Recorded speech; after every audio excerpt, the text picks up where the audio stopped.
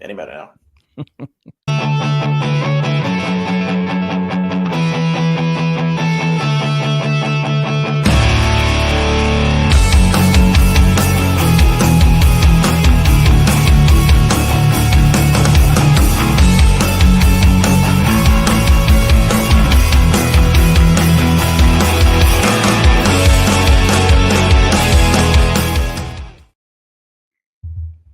I'm upset. I had a whole intro ready, and guess who just shows up during the intro? Just pops in. Hops right in like nothing happened. Like he was here the whole time. Man. What a diva. Exactly. Well, welcome to tonight's episode of our sports show, also known as the DHC Sports Show. I'm your host for this evening, Virgil, the producer, and I am joined, looks like it's a panel of 4 today with Donnie, Patrick, and Eric. How are you guys doing today with this very slow sports news cycle? Really not a lot going on this week. Doing fine. Yeah, doing well. How are you, Virgil? I'm okay. Okay. Not happy with a certain result that happened today. But we're not going to talk about that because that's a Monday thing. Yeah, same here. Mine didn't go well either. So as always... Sorry to interrupt. Was there Bundesliga 2 action today that I didn't? DFB Pokal? Yeah, the Pokal, yeah. Okay. So well, we'll have something to talk about Monday. Tune into Monday night. Not right now. But Patrick, if you want to look up the score, you'll see why I will. I'm saying just okay. So I'll be doing that right now. As always, this show is sponsored by Old Fort Baseball Co. Place to go to get some lovely shirts like the one Donnie's showing right there. Their support local baseball line's also really good. So usually you have to pay, full price, but with this, you don't have to. With the code Dad Hat, you get 15% off, and that's the entire order. So pretty good deal there. Now they also have a monthly sticker club,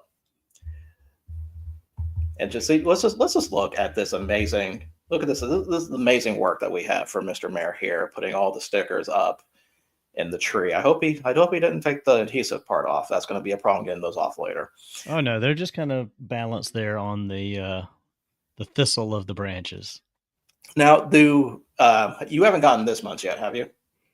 No. December should be shipping out the end of this week. It usually ships on the 5th.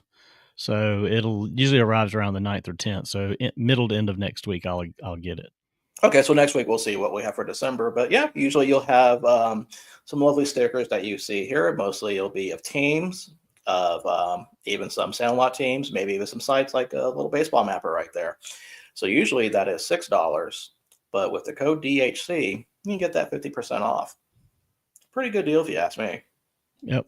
And it comes with one of these really cool postcards, nice graphic each month. Also includes QR codes for each of the stickers that you receive that month. Takes you to a website or whatever information site they have for that particular item. Yeah, so go over to Old Fort Baseball Co. and support our boy Logan. Absolutely. All right. So with that out of the way. That's a great tree, by the way. Absolutely. Thank you. That's Patrick's high school nickname, Thistle of the Branches. Oh, I thought you were going to say the great tree. Don't know which one will work. So, well, that was when he played church league basketball. He was the great tree in the lane. You got nothing with that? Wow, you got Patrick speechless. I'm surprised. All right, guys. So let's go over, before we get into a whole lot of news and going over picks and fantasy, which fantasy may take probably an hour of this after some of the happenings this week. Let's go over what are we wearing and what are we drinking. And Donnie, I'm going to start with you. All right. Well, what I'm wearing is it's actually one of 2 separate colorways that I have from Clink Room that I got last Christmas. It's Santa Claus dunking. Oh, nice. So he's dunking the gift into the stocking there, and so this is the red colorway.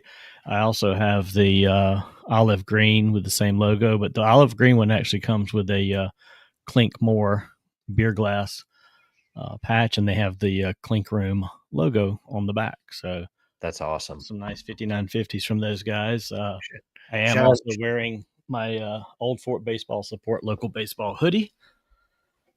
Shout out to Clink Room with those guys out there. They're doing some really good work. Shout out to my guy Casey over there. Does a great job with Clink Room. Yep, absolutely. And tonight I'm drinking the second of my two 10W40 series from Highwire Brewing in Asheville. This is the caramel macchiato. So an imperial stout with high noon coffee, vanilla, caramel, and lactose. And how much is it? Percentage? This is 8%. It's not much. It's not bad. Now, what was the last NW40 that you had? The last one I had was the what was I had last week? I don't have the can in here anymore either. I had to think on that one a second. Give me a moment. I'll come back up with that one. It was a little bit different. This one, actually, I think you guys will be receiving this week. Very nice. The one I had last week, I think there was only 2 of those. So one of you got left out, unfortunately, for this round. Just say it. Okay. I can't wait to get mine. Okay, Patrick, how about you? What are you wearing? What are you drinking? Tonight I am wearing the Los Cucuys from the Inland Empire 66ers. That's their Copa de la Diversión, which they always change it. So that's a really cool one. There's a little bit of a look for you. It's nice that they kind of change it up every year. Well, it's good and bad. It's good that it offers a little bit of variety, but it also is bad because they make a new hat that they want you to buy. But tonight I am also drinking in my Blue Jays cup some strawberry tea from my friends over at Y'all Sweet Tea that they were actually on Shark Tank. So I was trying their strawberry tea and it's really, really good. So that's what I'm wearing and drinking tonight. All right. Which is that the new version of the Cucuys hat, or is that like a 2000? Yes. Okay. This is the 2025 version. Okay. That was right here. Very nice. Eric, how about you? So today I got the Lehigh Valley Bacon hat. Went to Lehigh Valley. What year, Patrick? 2023? I believe that was 2023. Yes. And which version was it? What trip? Let's see. Was that Prophet Palooza Junior? Junior. Yeah, it was Junior. See, I didn't need your help. Patrick has my trips all memorized in his head. But Lehigh Valley Iron Pigs, AAA of the Philadelphia Phillies, got their bacon identity, and it's the last of this one for me. Cadillac Rainbow from Divine Barrel. Ooh. It is a session sour ale with peach, mango, passion fruit, and guava. And I'm hopeful that they will have Lunchbox Confidential, and I smell colors soon if they don't already again. But the last of my group from Cadillac Rainbow is from Divine Barrel.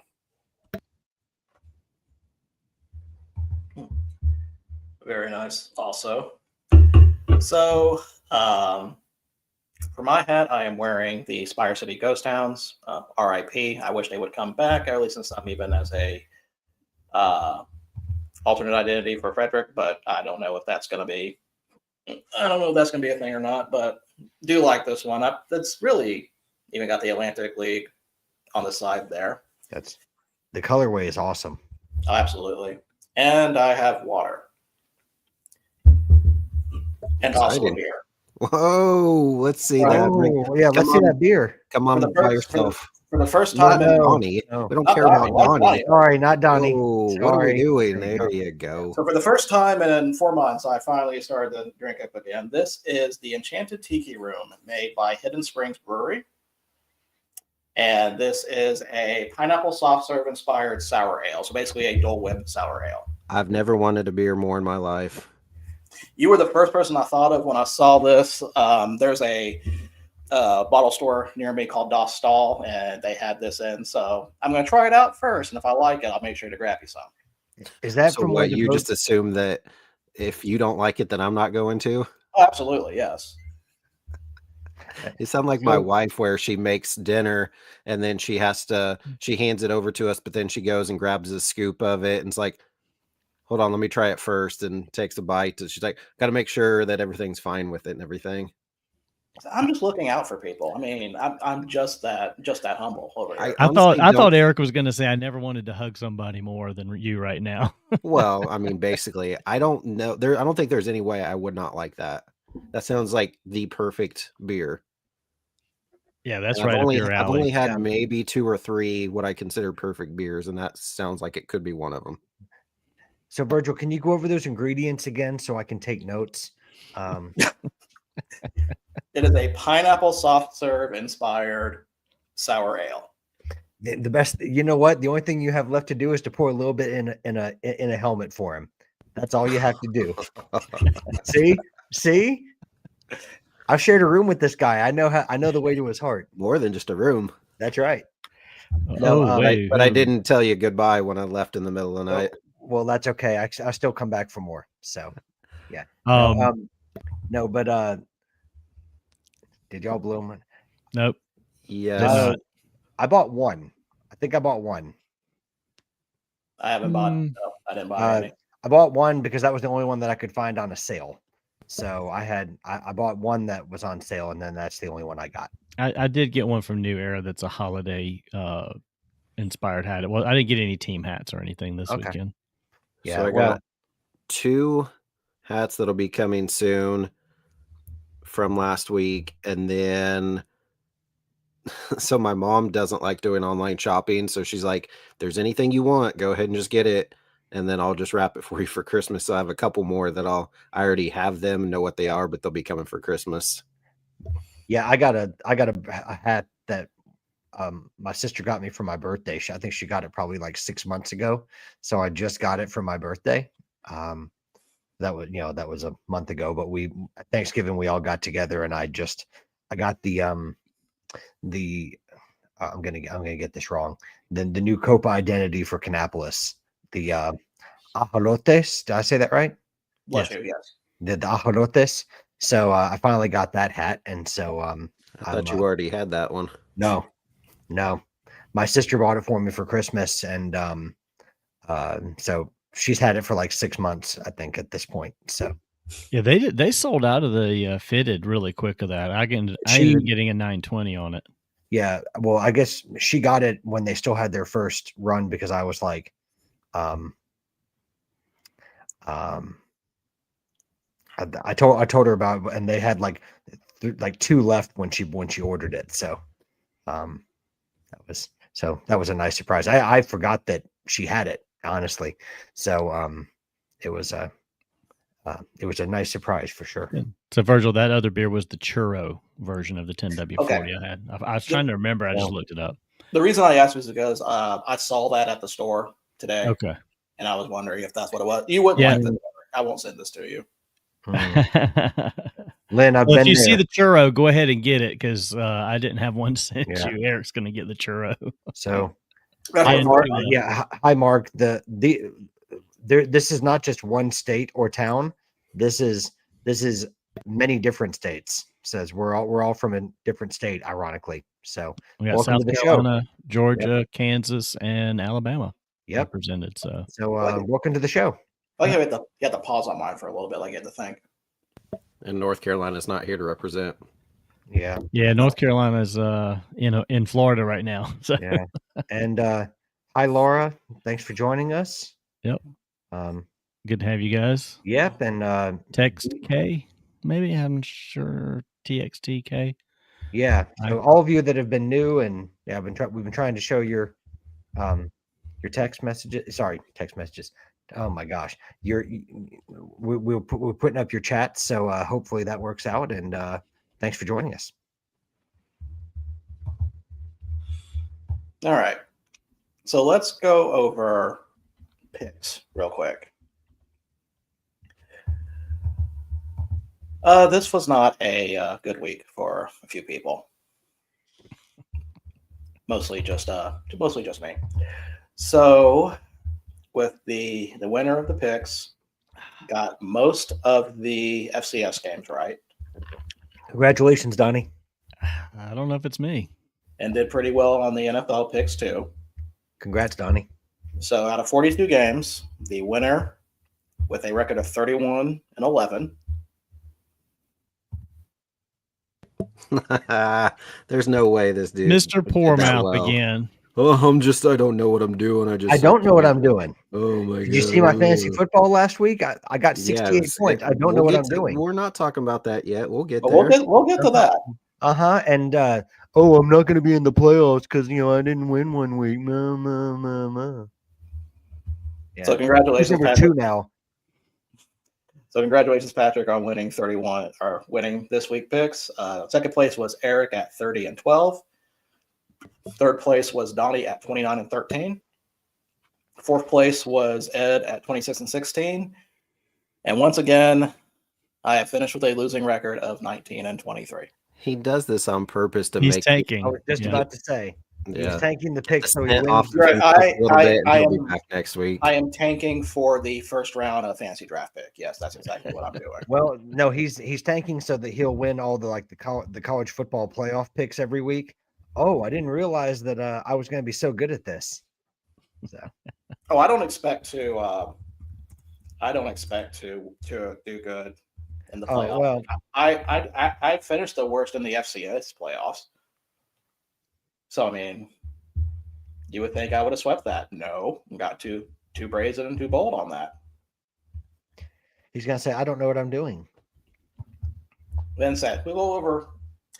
Actually, let me pull up one more thing on picks. I forgot we have to go over the unique picks that people made to see how they did on those.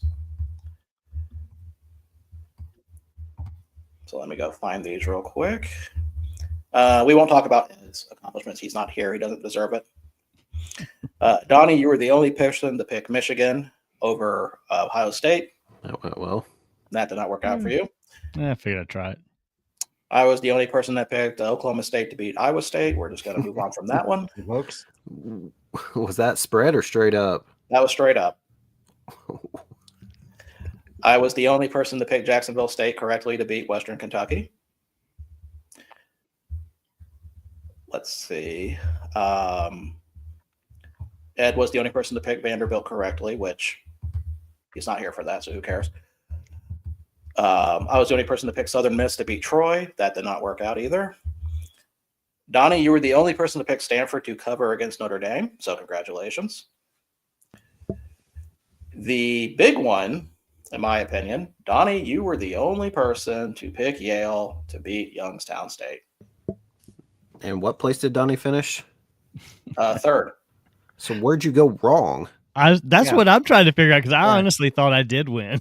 I was trying to play it coy like Patrick does all the time, and I thought for sure Boy. with my Yale He was- pick and He was waiting for his face to show up by himself on I the know. screen.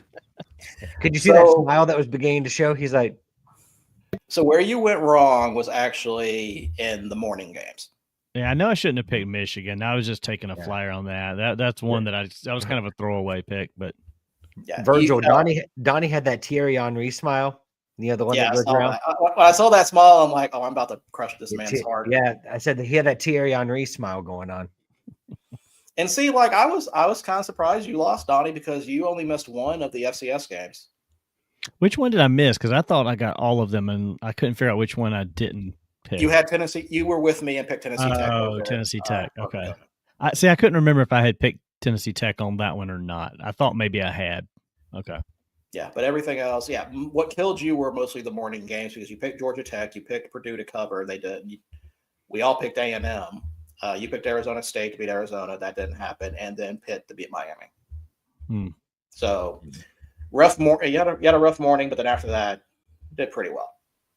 I was gonna say he was like Mello. He didn't miss in the afternoon games. Didn't miss until he did. Patrick, I have to give you props. You picked the only person to pick Chicago to beat the Eagles. Let me see. I was the only person to pick Houston to beat the Colts. I was the only person to pick the Jets to beat the Falcons. And that was a terrible game. that was a terrible game.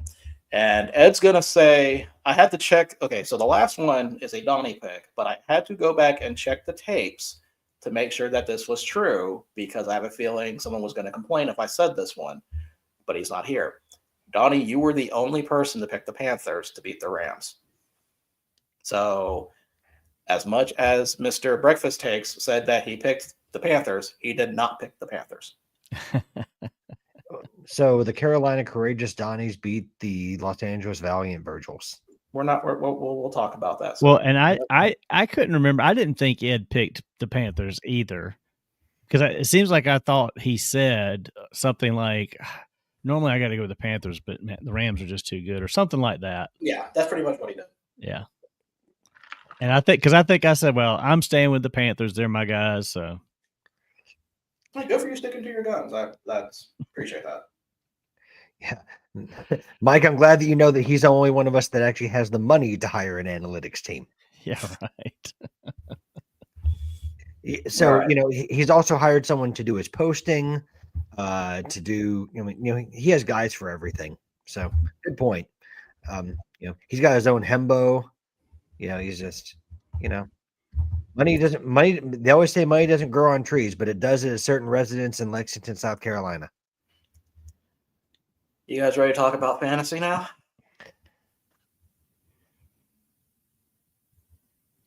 Because I can already tell somebody's ready. I'm ready. I'm ready to talk about this guy. Oh, I'm not going to make the playoffs. Oh, I'm not, I lost to Patrick one week, and Patrick's always talking about how he's losing, and Patrick's going to be in the playoffs, and then he's like, "Oh, look, I'm number 2 in the in fantasy football, and I've had injuries, but yet I've managed to overcome that, and I've got the second best record in fantasy football, and now I'm the number 2 seed." If anybody looks at his roster this week, you can tell he purposely benched literally everyone so he would purposely lose. How do you have that bad of a week? You don't, unless you bench everybody. I did not purposely bench everybody. I was you look at Jameson Williams, he got 0 the week before, and he got 26.9 this week. Algier gets like 10 yards a week, and sometimes he scores, sometimes he doesn't. I had Vidal and Jacobs, who both got double-digit points. Who would you have started? Virgil, you were saying? Let me go over standings real quick before we get into the actual games. No, yeah, this guy right here. Yeah, this guy just get rid of his controls, Virgil. I don't have that ability. So that guy right there that you saw on your full screen. So in last place is Mr. Set and Forget on Official League at 2-11. Yeah. Then who do you have this week, Eric? Official League, baby. Yeah. So yeah, with Amari and Hampton. Have fun with that. So next we have a fourth place or 4-way tie for 10th with Mrs. Mayer, Dad Hat CFO, Terry McCutcheon, and Zach Profit, all at 5 and 8. Tied for 8th is Purple Rain, Mr. Lichtenberg, and of course me at 6 and 7. Mocha Magic. By himself at number 7, at 7th, and also eliminated from the playoffs officially, it's Dad Hat at 7 and 6. So then we have a 4-way tie for 3rd with Beeson, Tom Thrash, Mr. Wise, and Mr. Larson, all at 8 and 5. And 2 at the top, we have Influencer, EP, and Justin Kish on a 7-game win streak. Justin's had a phenomenal run. I got to play him this week too, man. Do you really? Go ahead and beat him for me, thanks. Well, I mean, luckily for me, Jackson Dart has been his starting quarterback, and they're on bye this week. But the problem for me is both of my running backs and George Kittle are on bye this week, so I'm gonna have a tough shot right now. But listen, if I can beat Kish, anybody can. True story. Fact. Well, you destroyed my team, so congratulations, Virgil, and props to Donnie, by the way. I know that it's not a 7-game winning streak, but you've kind of quietly just moved up the standings, and you've gotten yourself in a position to get into that winner's bracket. So good on you. Thanks, sir. So as for the games themselves, Dad Hat CFO beat Maniacs 119 to 89. Influencer beat Arkansas Gate Agents 109.04 to 86.14. Mrs. Mayor beats Beeson 112 to 98. Good to see. What about that, Zach? Purple Rain beats Official League 114 to 91.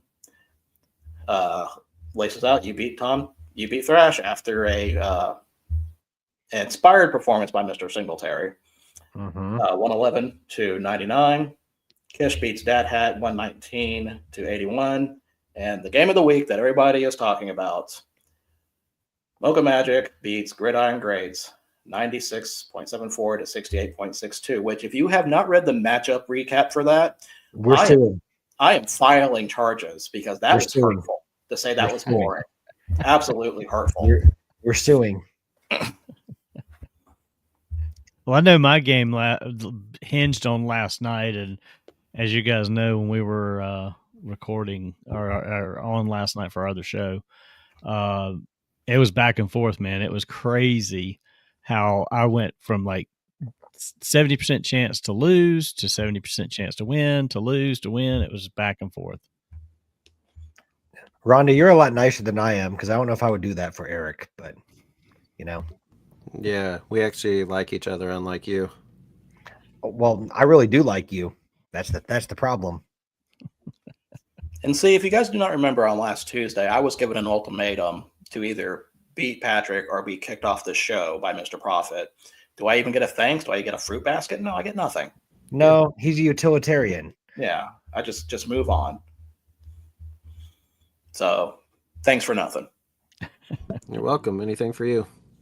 I appreciate that. So, guys, let's go ahead and talk about some college football because, as you can imagine, really nothing major has happened. There's been a few small coaching changes there and there. So let's just go ahead and rip the Band-Aid off and talk about Lane Kiffin going to LSU and just leaving a whole mess in general. Basically, if you just want to learn how to not leave a team, just watch what's happening over there because it just seems like whenever something bad happens, two other things. Once one thing gets cleared up, two other things just appear. So the first question I have for this is this actually a good fit? It's a better fit than Brian Kelly at LSU, I can tell you that. Well, I mean, that's true. But, does this actually inspire any sort of optimism? Really, Patrick, this is kind of for you, but just, and you're do you think, does this elevate LSU? Well, I think based on who was available and who you could realistically get, I don't know that you could have gotten anyone better than Lane Kiffin. Yeah. Or I don't like the manner in which they got him, which is partially a problem with the way that the schedule falls. And because LSU, while guilty, is not the only party that's guilty of the way they went about getting coaches. I mean, I think I know a lot of us on this panel, I won't say all, but I know a lot of us on this panel don't like that there are coaches, there are teams that are in the college football playoff, conversation, and they now are without a coach. And that's really unfair to the players who can't even finish their season with head coach and staff that got them to the point that they're at, collectively between the players and the coaching staff. But I was just to say when he was at FAU, he was expected to come to the SEC and take one of these bigger schools.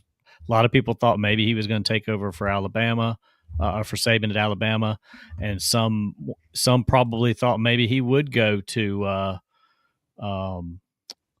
LSU or maybe even Florida at the time. I mean, Ole Miss was kind of like a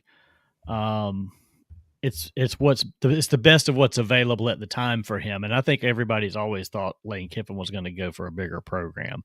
I'm with you, Patrick. I just think how it was handled and the timing is not all on Lane Kiffin. No. That's just a product of the system, but he didn't handle a lot of this very well with the way.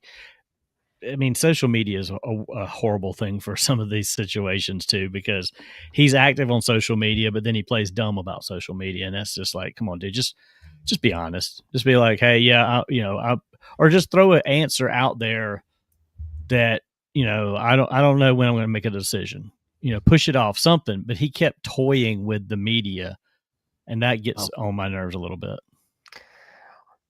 Well, I don't know. Like Lane Kiffin's history doesn't help him in this scenario, right? I mean, it's with the situations at Alabama, the situation it's from Tennessee to USC, the Alabama to FAU.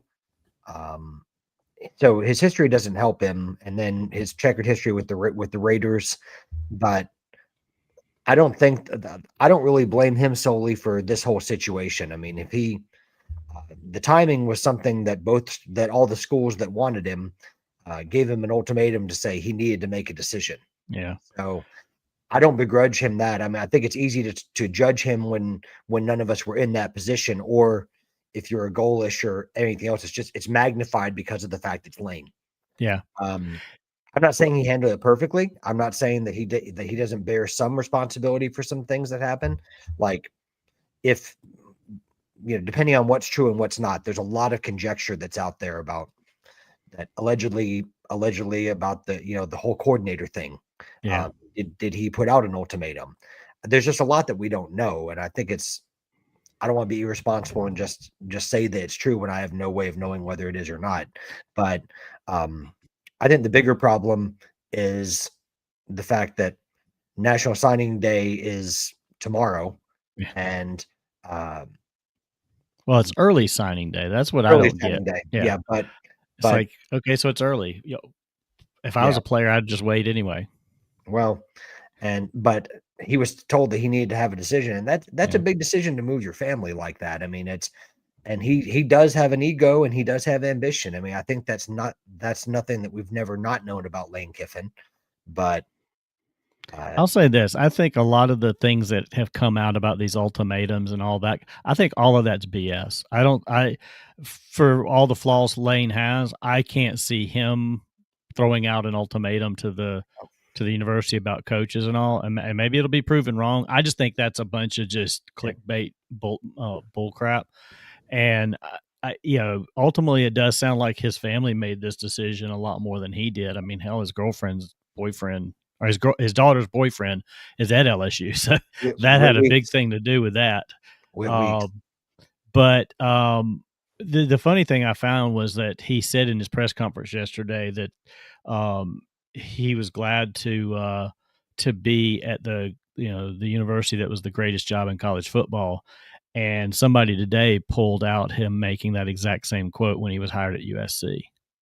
Well, yeah, I mean, so which one is the greatest program in all of college football? Well, in his defense, he's not the first one to ever make lofty statements about where you go. I mean, you're going to say it's the best job in football. A lot of people are going to do that. Not everyone, but certainly you're playing to the fan base. Of course, you want to ingratiate yourself to the fan base. But Virgil, to answer your question, I think it could potentially be a good hire, but he's got to. This is the opportunity where he has to prove he can win the big game. That's the big question mark with Lane. He's never won a conference title. He's never won a national championship. So he has to prove it here. But was Ole Miss not that though? Because those were the same things we heard about at Tennessee. Yeah. Why? Yeah, because it's what do you mean? Not winning, not making to the conference championship game, winning the big one. Those were the same issues that came up when he was in Tennessee. Well, he's only at Tennessee 1 year, so that didn't last. And he wasn't at USC enough to do anything. He was there for 1 year, yes, but those were still the expectations that were put on him. Of course. So yeah, and I don't see why he couldn't have continued at.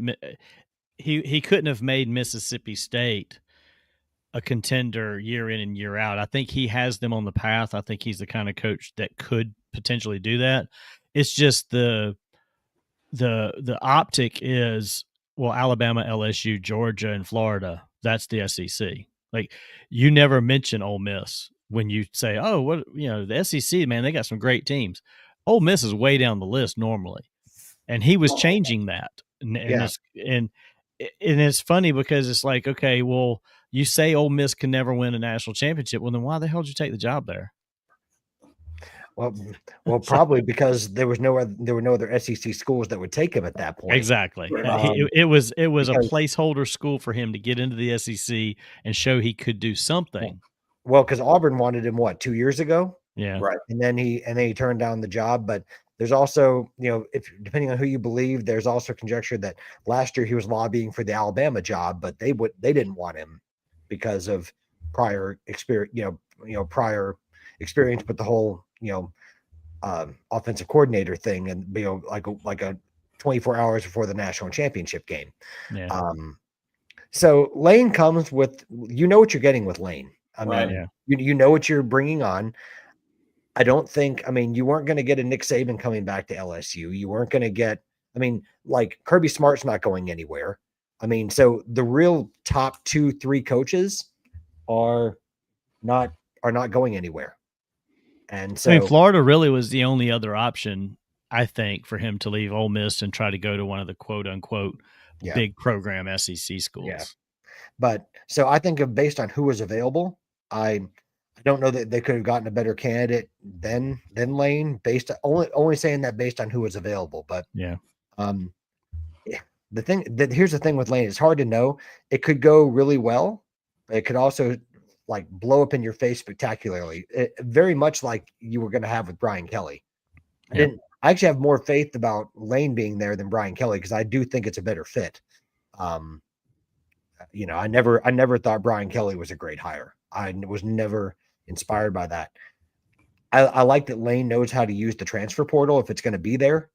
I think he knows how to operate it.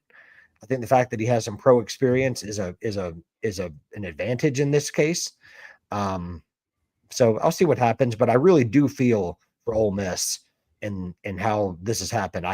Most of all for the players, because I hate that they're kind of a victim of all this. Not that Lane wanted it to happen that way, but whether you wanted it to or not, the fact remains it's the players that suffer on this at the end of the day. Yeah. And staff members that are impacted by it. When a coach makes a decision like this at a big school like that, or really any school, there's a lot of lives that are affected by it. There is no talking points on that whatsoever, Michael. So next question. Thank you. So, Eric, what are your thoughts?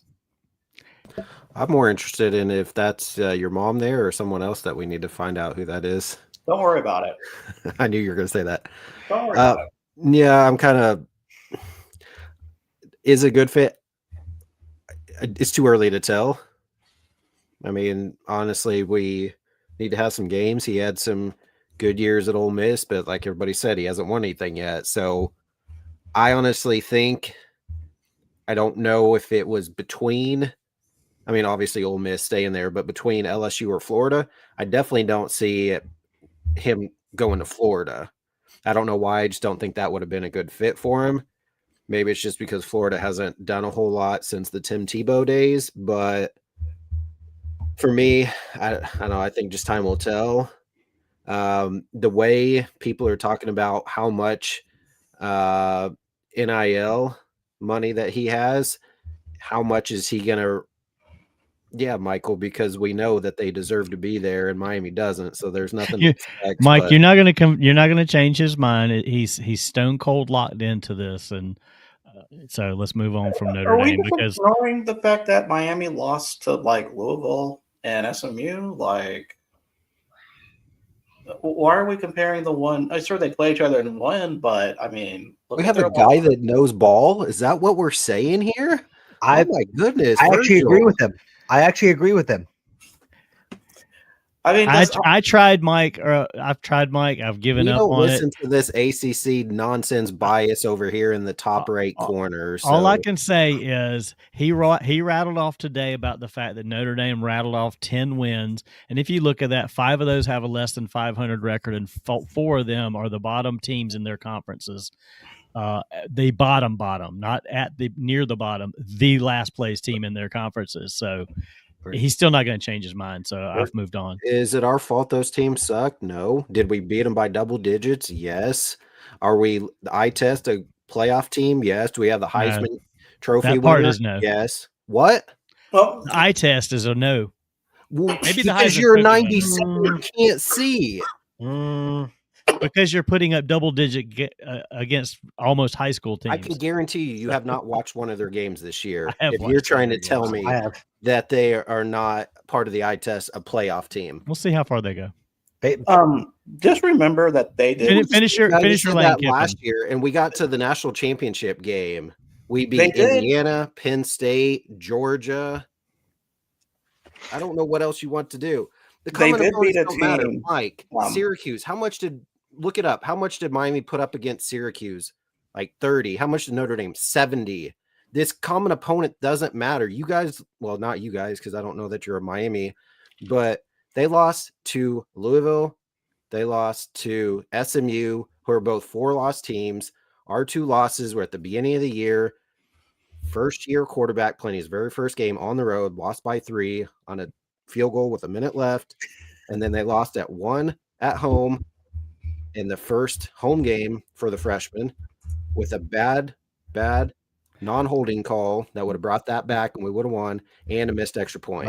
And then Mike, Mike, it doesn't take much. Mike accomplished his mission that he learned when he was in the Army. He threw the grenade and walked away. Yep. He was just trying to get you riled up, and he did. So go ahead and finish your point on Lane, though. You actually had a good point on Lane, and I interrupted you as well. I don't know what I was saying at that point. Were you talking about Florida wasn't a good fit? You said we don't know yet. Wait and see.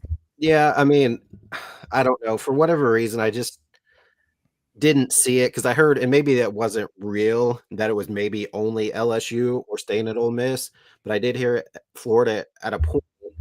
And I don't know, they just, for whatever reason, like I said, Florida just hasn't seemed super relevant. Now, he could have made them another contender again, but at the same time, I just don't think of right now Florida as much of a very good college football team. They have been, like I said, when they were Tebow. Did they win twice back-to-back with Tebow? Yeah. Yep. So they, back in the day, they were, but nowadays, this point in time, Florida would have been a lateral move. LSU is more of an advance. Right. At that point, yeah, I would have just stayed at Ole Miss. So, yeah, it sucks that, obviously for all the, people that the last 6 years that he gave everything to at Ole Miss and everything, and then just kind of the way it left and all that. I definitely don't think that. I can guarantee you that. Texas definitely doesn't deserve it with their 3 losses, and neither does Vanderbilt. And guess what? Diego Pavia is not the Heisman winner. So I don't know this whole, they're trying to get him to be the Heisman winner at this point. Just give it, if you're just going to give it to quarterback, make it a quarterback award, because we all know Jeremiah Love is the best dynamic player in all of college football. And the only reason why he didn't win the Heisman with his performance on Saturday is because he got hurt.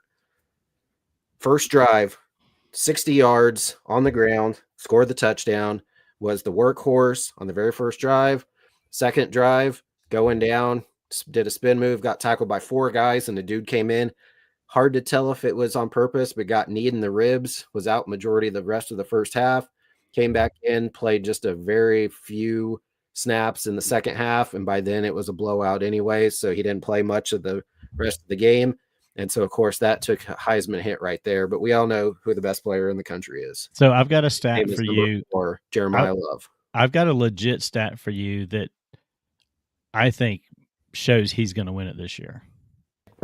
No, there's no way he's going to. Every year that they've given out the Heisman Trophy, every year that it's been given out, the year that ends with a number 5, a running back has won it. Every year. I saw that. However, they're going to give it to whoever wins the 1 versus 2 matchup. And also, on that same note, game days at the SEC championship, why aren't they at 1 versus 2? That makes no sense at all. Because they love the ownership SEC. stake of SEC. Yeah. Yep. They're protecting their investment. Yeah. I agree with you. That's wrong. But I believe it's either going to go to Sayin or Mendoza, whoever wins this game, and it's the top seed going into the playoffs. But the big noon guys were York. Yeah, the big noon guys were like, we're taking this game because it's Big Ten game. That makes sense. Sorry, Patrick, what? No, I said, do you think Jeremiah Love gets invited to New York, though? Yeah, I think it's going to be Pavia, Sayin, Mendoza, and Love. And it's obviously going to go to no? I don't even agree with Pavia being invited to New York. I think Simpson should be invited more than Pavia. What about Q on Lacey? Let's put 2 running backs over there. Just 2 running backs. Oh yeah. But the thing with Notre Dame is, even with the outstanding year that Jeremiah Love's had, the second string running back, the second drive, he took pretty much all the snaps, went down and scored. Our third string running back took the snaps in the second half, went down and scored. So our top 3 running backs, we have 2 guys right behind him, Love, Price, and Williams.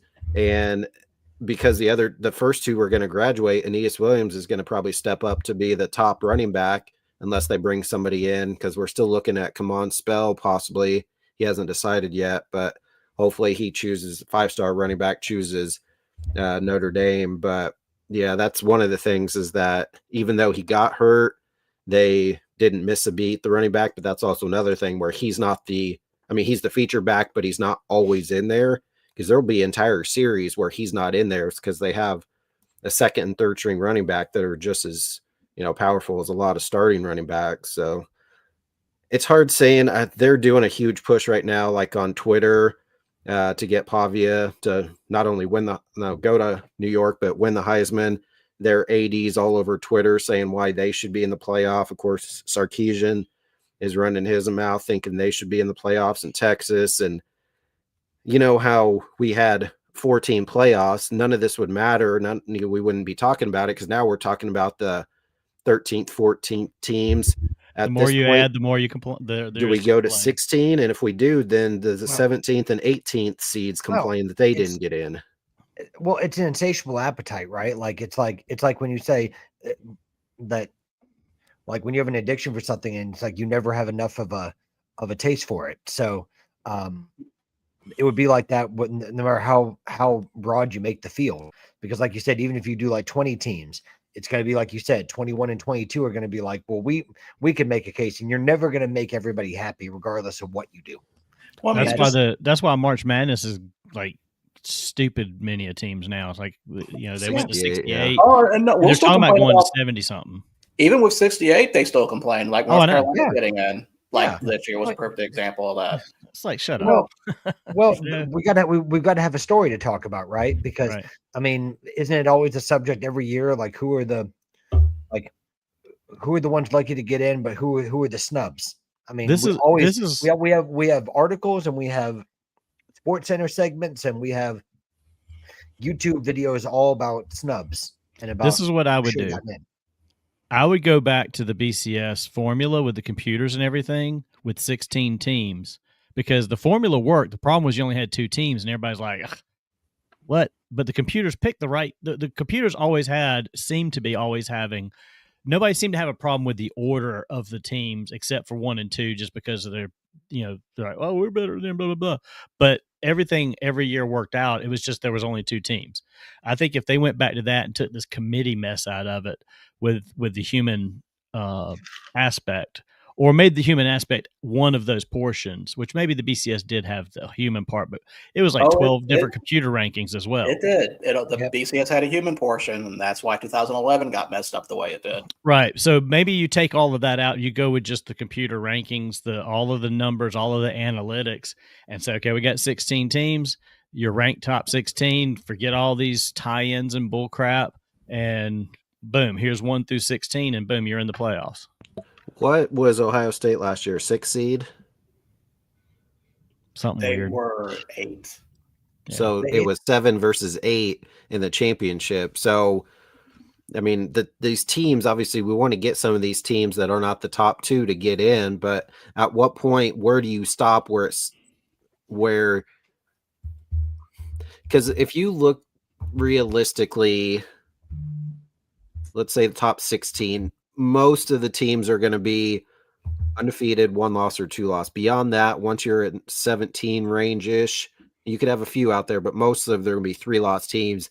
I think somewhere you got to stop it where you're not going to have, 3-loss teams. I'd say any of these teams that are 2-loss, 1 or undefeated is kind of where it caps it right there at the roughly around this top 16 seeds. Now, you could have these teams that are 1 loss and they haven't played anybody, but the true, top, whatever it is, 16. So I don't know if 16 is the answer, But obviously we thought 12 was better, and now nobody likes 12 because 13, 14, 15 right in there, Texas, Miami, Vanderbilt all think they should get in. And I don't say I disagree. I think they all could have a chance, but then at what point do we stop after that? Well, if you go to 16, you don't have the buys, and you take away the buys, and everybody plays, and it's just a straightforward tournament. And Man, if to me, only that's there a lot was cleaner. if only there was a football league that would have a playoff system already set. Oh yeah, that that's been doing makes it for sense years. people. That's been doing it for years and hardly changes. You know what? allows And- all their conference and- champions to be in it. I mean, who would come up And with that? final exams that semester have never been a problem for those schools. No, Tune and in there's on even Ivy Monday League to schools find in out there. more. Yeah. See, and I think things like the North Texas James Madison situation, those guys would be higher based on computer and analytics than they are right now. They're kind of giving them a little bit of their due at 24, 25 because they kind of have to. But I think they would be. I would like to see. I wish somebody would do. Maybe you can find it on the internet. I think someone at one time a few years ago was actually still processing things that way to see what it would look like. Yeah, there's somebody. I forgot the guy's name, but there's somebody out there doing that. Yeah. Why would we want to have 4 buys? Because do we remember last year? What happened to the teams that had buys last year in the Yeah. playoffs? They Lost lost. first round, or Yeah. lost their first game, not first round, but They lost. so at this point, why have buys? Obviously, that didn't work out because you have 3 weeks, almost a month, basically, since if you don't play in the championship game, which more than likely you would, but you play in there and have a good couple weeks off, and then it's just like they all lose. So why not just go straight into having every team play, no buys? Yeah, I think that's the situation that it'll eventually get to. I think the teams that are getting the buys want the buys until they're not the team getting the buy. So Ohio State, Indiana, they're all, or whatever, whoever ends up the top 4, they're going to be like, oh, we need the buy because we've earned it. But if you were the 5th team, you'd be like, oh, we should have got a buy. We're better than these guys. Just take away the buy. Just make it so clean. And again, take a lot of this group of people deciding all of this out of it and go by really what the true numbers say. I'm not an analytics guy normally, but this is a situation where when they were doing it for the BCS, it worked. People didn't really complain about who was down the line because they couldn't complain because you only had 2 teams in the playoff. But they also liked where all the other teams fell in relationship to the bowl games they were going to be in. So let's give that a try again.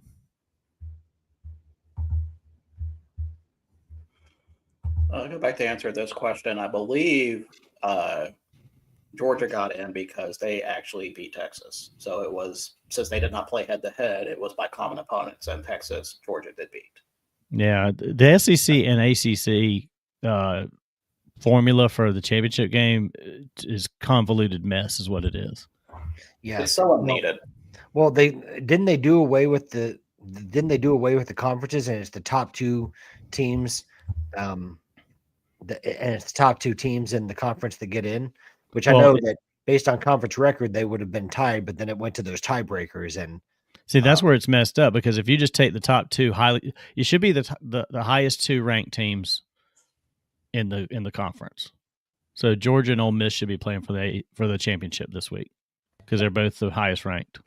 Michael, Joe wants you to answer this question. So Miami doesn't play Notre Dame week 1. They play Ecuador Tech Community College.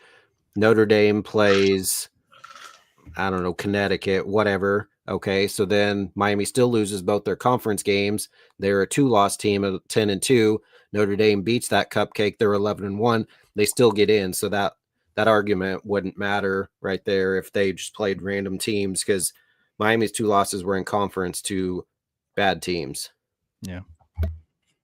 Also, Notre Dame has a victory over somebody that's playing in their conference championship game, and Miami does not. Yeah, that's what that Duke has no business being in there. That is the stupidest thing. I just what aggravates the hell out of me. If what they a job win, Manny Diaz has done at Duke. if they win if they then win it, then nobody in the ACC gets in. JMU and Tulane or North Texas gets in, which that's another thing, and I've talked about that, is North Texas, JMU, Tulane all have a chance to make that last playoff spot. All three coaches are gone. Yep. Yeah. Which I do not like. And then Lane, his team's in the playoff. Now, I sent that to you guys earlier. Charlie Weiss Jr., it's Junior Virgil, by the way, which I know you knew that, but not what the headline said, just saying. I thought maybe I didn't write the headline. I look like Mark Wahlberg.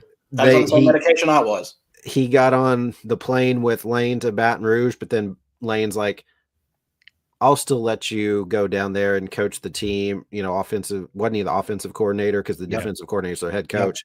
Let him coach the team, try to win the playoff. And then I'm assuming he's going to go back to Baton Rouge at that point. Absolutely. Which that's kind of interesting that their AD wouldn't let Lane coach.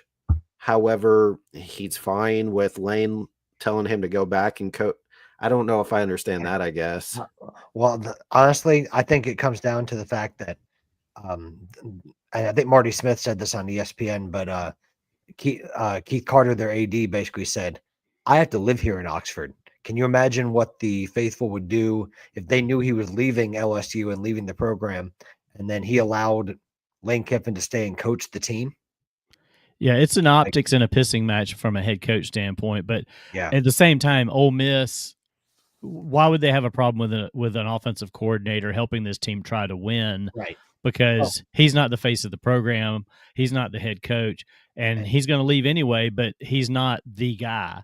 They've already promoted the DC to be the guy, so they could care less if he's there because he provides continuity for the team and disrupts the actual play on the field a lot less. They just not going to let Lane do it. And he's not the one that made the decision.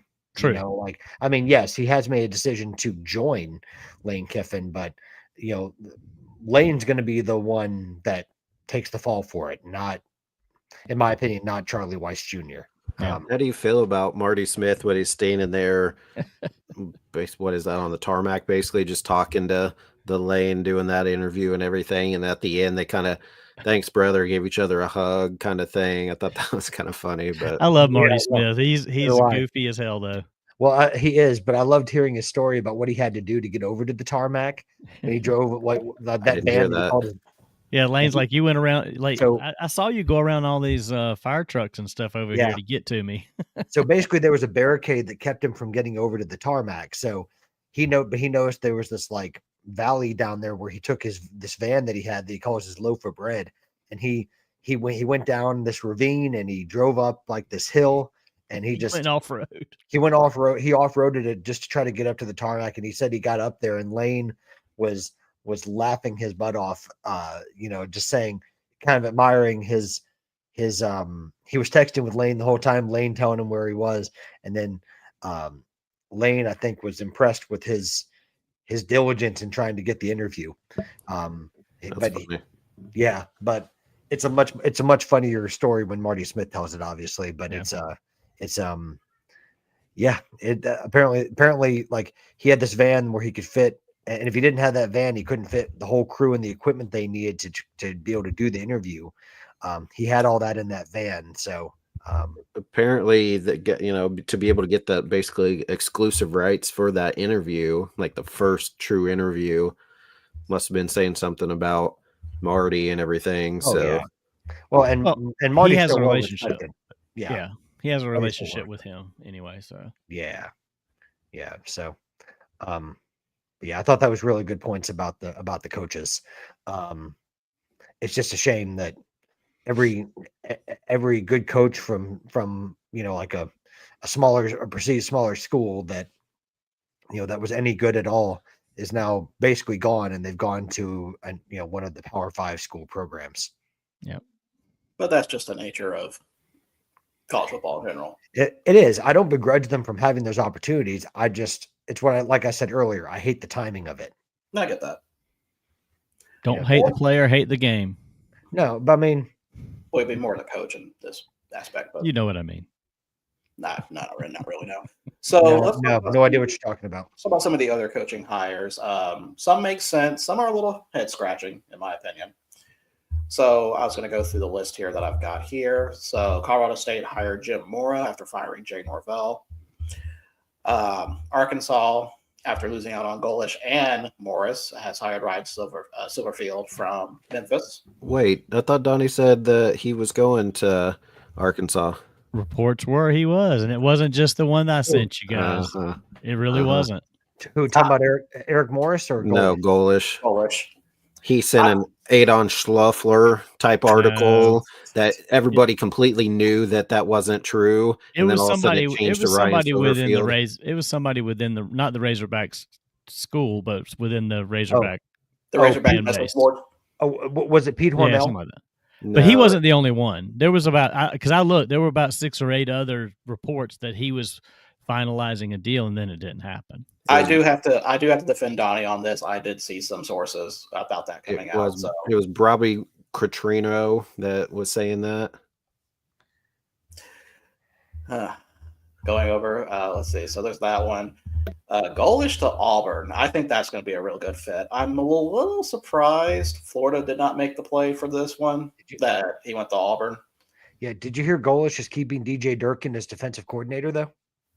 I mean, it can't all be winners.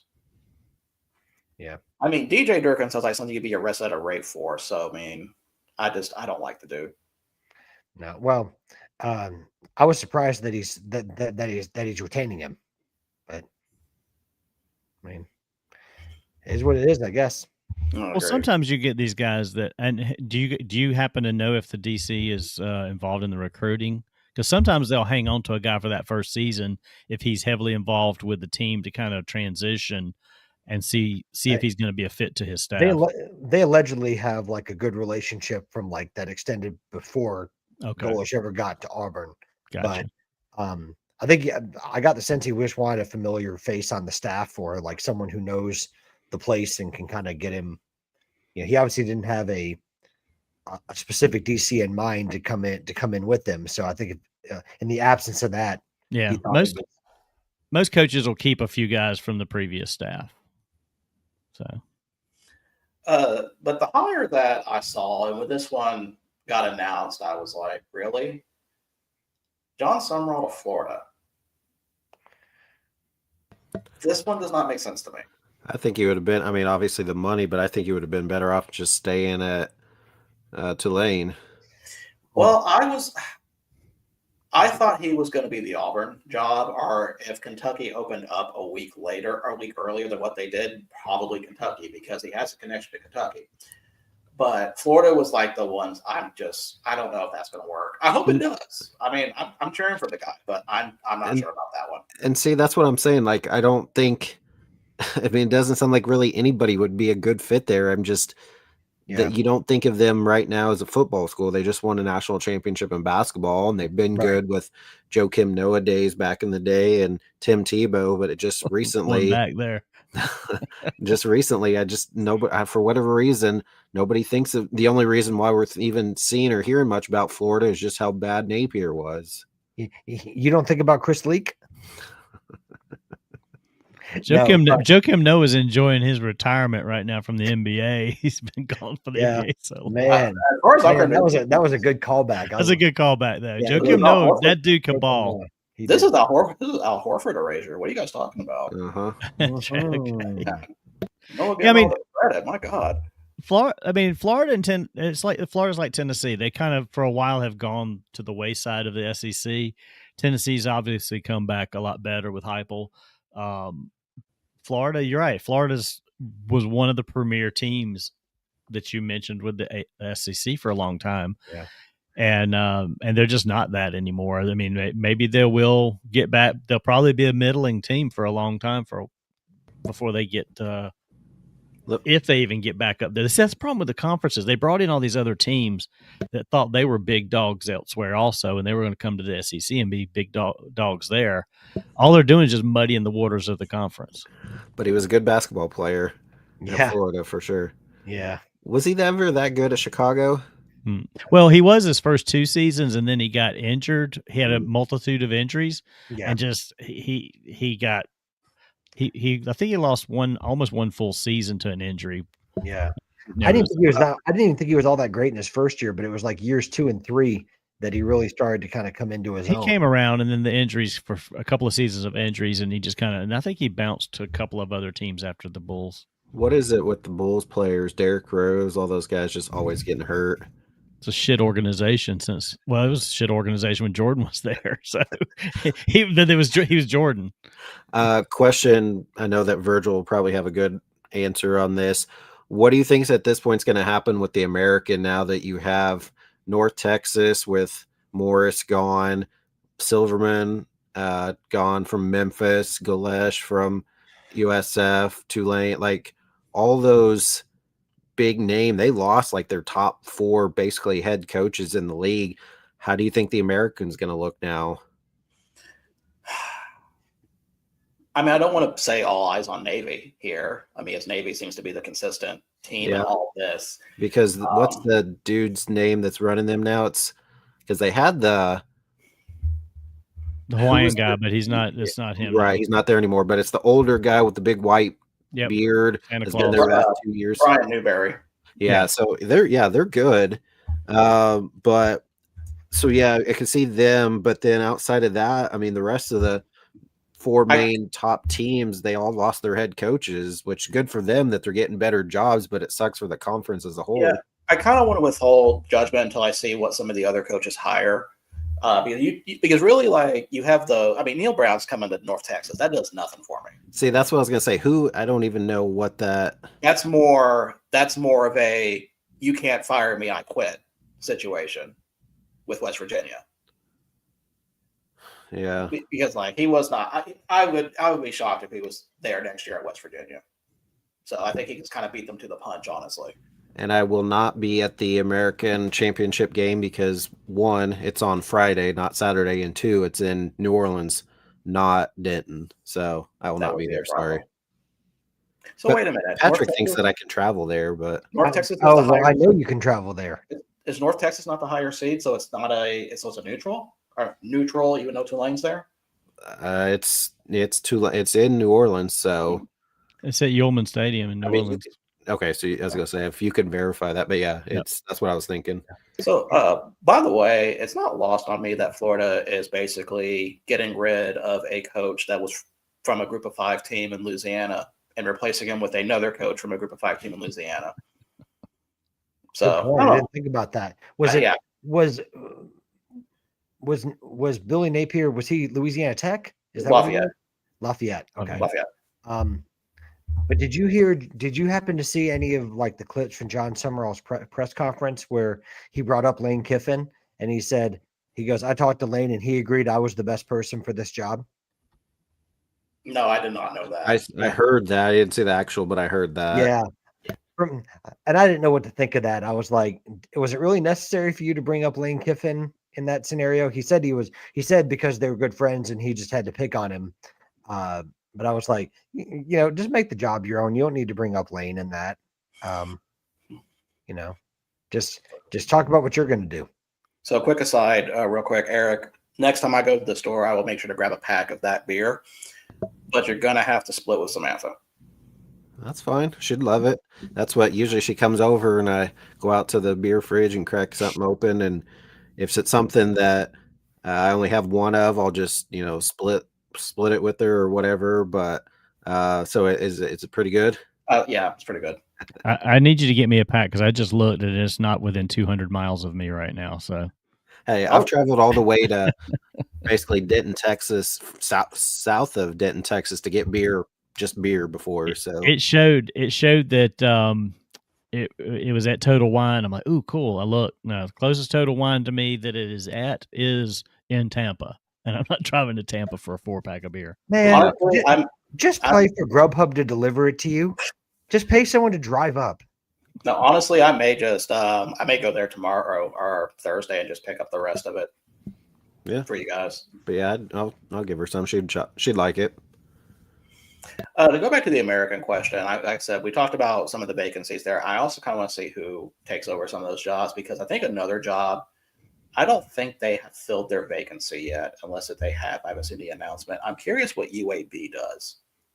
Well, you know, all these guys are like the next wave of ACC and SEC coaches in 3 years. So do you not think Alex Mortenson's going to get the permanent? I Or don't he think so. didn't do much in his. I think after the Memphis win, it just kind of. See, that's still such a weird. That had to be just the team was hyped to play for Mortensen, and then after that, yeah, they just didn't. Yeah, I think it's one of those perfect storm games. You had it was a rivalry game. It was after a coach being fired. You were starting a new quarterback. There was just a lot going into that game. Well, and now that you've got like your UABs and those other the American Conference, was it 3 of the 4 teams that haven't hired a head coach yet? Mm-hmm. Do you think they're going to get the next coach because they'll turn down Penn State and accept one of those jobs? I mean, it seems like everybody's turning down Penn State at this point.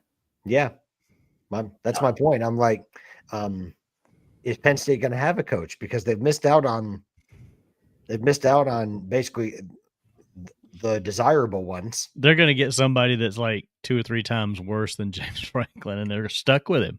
Like they can't. They have no other option. Hey, do you have an offensive coordinator you don't want, Donnie, that you can send to State College? I will send him in a heartbeat, but he is not prepared for that. Well, no, I'm still banking on. Oh, go ahead. Sorry. When I was just going to say, make sure that he has to pay that buyout before you let him leave, because I know you don't want to let him go. No, we talked about this last night, and I'm happy to see him go. I know y'all don't want him to go where he's mentioned, but but I I will pack the van and I'll drive you to Texas. So, real quick, speaking of beers, I had to look it up. On tap right now at Divine Barrel, Lunchbox Confidential and I Smell Colors are both on tap. Nice. Ooh. So I would assume they would probably have cans. Yep. Okay. I am possibly going to go up to Charlotte next Wednesday, a week from tomorrow, if I can convince Mrs. Mayer to go up there for a Checkers game. Do you really have to convince her of that, though? It's a Wednesday night, so yeah, she's working pretty hard right now. That'll take some convincing. That's if you get a 4-pack of the Lunchbox Confidential, I won't be mad. If you send it for free, he won't be mad. No, I'm going to repay. I'll flip something back to him in return. He has 2 boxes coming Thursday. There'll just be a card that says thanks. Well, the stuff for Shannon wouldn't fit in the box I already had for your stuff, so I had to kind of separate it into 2 separate boxes. Yeah. By the way, it's not, Virgil, it's not a full size card. It's one of those little small ones that he sends along, and it's like, yeah, thanks. She said, Donnie's like, oh, is it too late? Can I still get the stuff to you? I know. I saw her picture of everything under the tree for the kids. The kids are going to be so excited. I'm like, crap, did I wait too long to send it to her? Like, I thought, oh shit, the kids are going to get the stuff this week before my stuff gets there. But no, she was just preparing for. Yeah, she's just getting prepped and wrapped everything. They still have school for probably a couple weeks. Yeah, 2.5 weeks still. Yeah. So I guess getting those gifts to the kids, already isn't for everybody. It's finally, for once, he has something ahead of schedule. Who, me? I know, right? I know. It's very unlike me. Okay, the last 2 hires we want to talk about before we go on to some other topics. Michigan State hiring Pat Fitzgerald. You can't believe that either, huh? I'm sorry. He's so choked up over that one. I was so speechless on that one. It just I know big Northwestern fan Virgil Brooks. He as you know, they call me Mr. Northwestern over here. Yeah, they do. They do. I think it's a great hire despite his issues he had at Northwestern. That's what I was going to say. I know we talked about it before. I didn't hear the resolution, if there was one on that. So that's the only thing that's kind of weird, is the way he had Northwestern in a pretty good spot, but then all of a sudden was let go. And then now there's like, oh, let's hire. So I didn't, I guess, hear the ending of it to know. I mean, obviously they're fine hiring him at this point. Yeah. Yeah. I think it's one of those things that you let time pass with those things. And it's like, people probably wanted to hire him the minute that he left Northwestern, but it's one of those things for political reasons. You don't do it right away. And then, because a lot of that is like, well, should the coach know all of the things that happen all the time, every day? Maybe, maybe not. how much did he know? How much did he not know of what was going on with the hazing stuff? I mean, yeah, it just took some time for people to be like, oh yeah, that's old news. Nobody cares about that anymore. Let's move on. Except the people that were affected, but yeah, I'm not trying to dismiss the seriousness and the gravity of the of the situation, but I mean DJ Durkin's a very similar case in that respect. But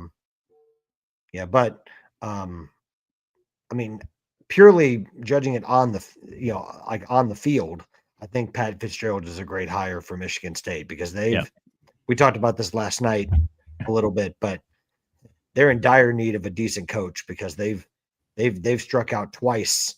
Well, I shouldn't say that. They brought in people, but Virgil, you brought this up last night. There's been baggage with this coach, but there's not the same kind of baggage. Three hires. Yeah. There's been baggage with the last three hires, so they had to hope this one works out. That maybe that baggage is is behind him, and maybe he's he can move forward now. But I think about Mel Tucker. I think about Jonathan Smith. This is one of those situations that reminds me of Florida and the SEC. Michigan State's kind of the Florida of the Big Ten. Like they were a really good, maybe not even quite that. Because they weren't quite as good as Florida, but they had a really good run for a lot of years. And then they've kind of been a floundering team in the conference for a while. Yeah. I would actually say Illinois is the Florida, and not just because they've both been coached by Ron Zook. Ooh, good call. Ron Zook. Don't ask me to explain why I think that. I will not elaborate any further. Well, I mean, outside of national championships, Michigan State's usually been, in the past, one of the top teams. But as the conference has grown, that has been diluted by some of the teams they've brought in, on top of the fact that they've just been floundering, much like Florida has been since Urban Meyer left. See, now you got me thinking what actually would be a Florida equivalent in the Big Ten. And my mind kind of goes Wisconsin. Well, I was about to go Wisconsin. Yeah, could be. Yeah. Ever since Alvarez's first run. Oh, man. And then the other hire, just to mention real quick, Will Stein going to Kentucky. Willie Cauley-Stein is going back to Kentucky? He is. Nice. Good reference. Very good reference. It's better than the reference Patrick apparently had last night. What was that, Will something else you had? I don't even know who you were talking about. Yeah. Will Still. Hey, yeah. Hey, listen. Virgil got it. Virgil got it. Of course he did. I didn't.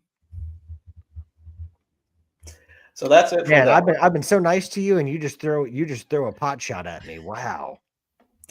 So that's it for the current hires. There are still jobs that are still open. UAB is still open. Oregon State's still open. There's some Penn State school, I think, that's still open. But let's go back to Penn State. At this point, who are they going to get? Like, who realistically do you think is going to go there? Brian Kelly. Well, that sums that up. Let's just move on to our next topic. Okay. What's the next? I mean, it's not out of the question.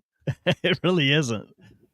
I mean, what else are they going to do? I definitely don't see him fit there, but I don't either. But at this point, if you've got to settle for somebody, I don't see him going to some lesser. Go to UAB? No, I mean Oregon State. I just don't see him at any smaller school. Although sometimes you have to do that to restart yourself. Yeah. Take it for what it's worth. It's in his contract that he has to make a good faith, conscious effort to look for a new job in lieu of all that money he's supposed to get. I'm trying so hard. I know. If that were me, that's what I'd be doing. But I know we've had some joke answers for Penn State, but honestly, Kenny Dillingham from Arizona State would not surprise me. I know, Eric, I had that same look because I kind of think about fit. But when I think about coaches who actually have accomplished something in a conference, he's won Big 12 last year. I can't see who else would go. But so to me, Penn State, we had the terrible stuff years ago, They kind of came back around when Franklin had them ish there, but still, yes, they made the playoff, but didn't win. He couldn't win the big game. And so it's like you had a supposedly good coach with a decent team that couldn't win anything, all this previous stuff. It just seems like a strange school to be able to coach at.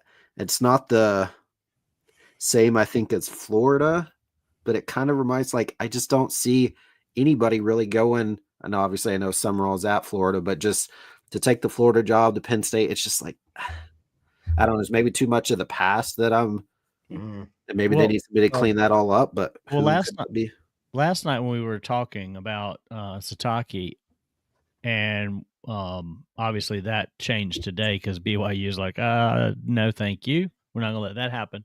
We did mention Utah as another the coach at Utah possibly. Well, but Kyle Whittingham is retiring, and they have a coach in waiting. Yeah, and so I don't know. I'm like you. I don't know who else in the what team are they waiting for in the playoff that might have their coach want to leave? Well, I was going to say, who does Boise State have as a coach? That's always a popular place to go to get a coach. So are you thinking then, Virgil, that Big Ten's more money, bigger challenge than where he's at right now in the Big 12? Yes. I mean, I would say so. I mean, because they made it in last year. And so, I mean, he can get in with what he had. Now this year, obviously, without having Scadaboo and whoever else. Levitt got injured. Well, I'm sorry, what? Levitt got injured. Yeah, that's right. Yeah. Now here's one I didn't think about until just now. What about Jed Fish at Washington? I was looking him up when you said that because I remember his name coming up for the Florida job. And then it went quiet after that, and I thought maybe he signed a contract or something, but I can't find anything on that. Well, the reports have been that his family doesn't like it in Seattle. Now I don't know if that's true. I mean, I have no way of knowing. I mean, Donnie, you need to check your sources because I kind of agree with that. But I love Seattle, but you go there often? I've been there like 3 times. So yes. Yeah. The answer is yes. So 3 more than me. Yeah. Donnie hasn't been somewhere? It's like you haven't been somewhere, but you've been there. I sure have. Yeah, but I could see Jed Fish, who has a history of moving a lot anyway. The only thing is I don't know that that's a step up job. I mean, I kind of agree with Eric about like the allure of that job, if I can say that. Like, I don't know that there's a huge allure to that job because I think there is that strange shadow still of Joe Paterno that's still there, despite the fact that James Franklin was there for 4 or 5 years. I still think there's that weird shadow over that. And then ever since that playoff loss last year and the way that this season went, I feel like the allure has gone away. I mean, I think if James Franklin had gone away on top, the allure of that job would be there. But losing to UCLA and stuff like that, it's amazing how quickly that can turn. And that maybe that's not fair to say, but I mean, obviously a lot of coaches agree though. I mean, a lot of coaches must agree because none of the people that we talked about or that went to other jobs were even mentioned with the Penn State job. I mean, the only one that was mentioned was Matt Rule, and he signed a new extension with Nebraska.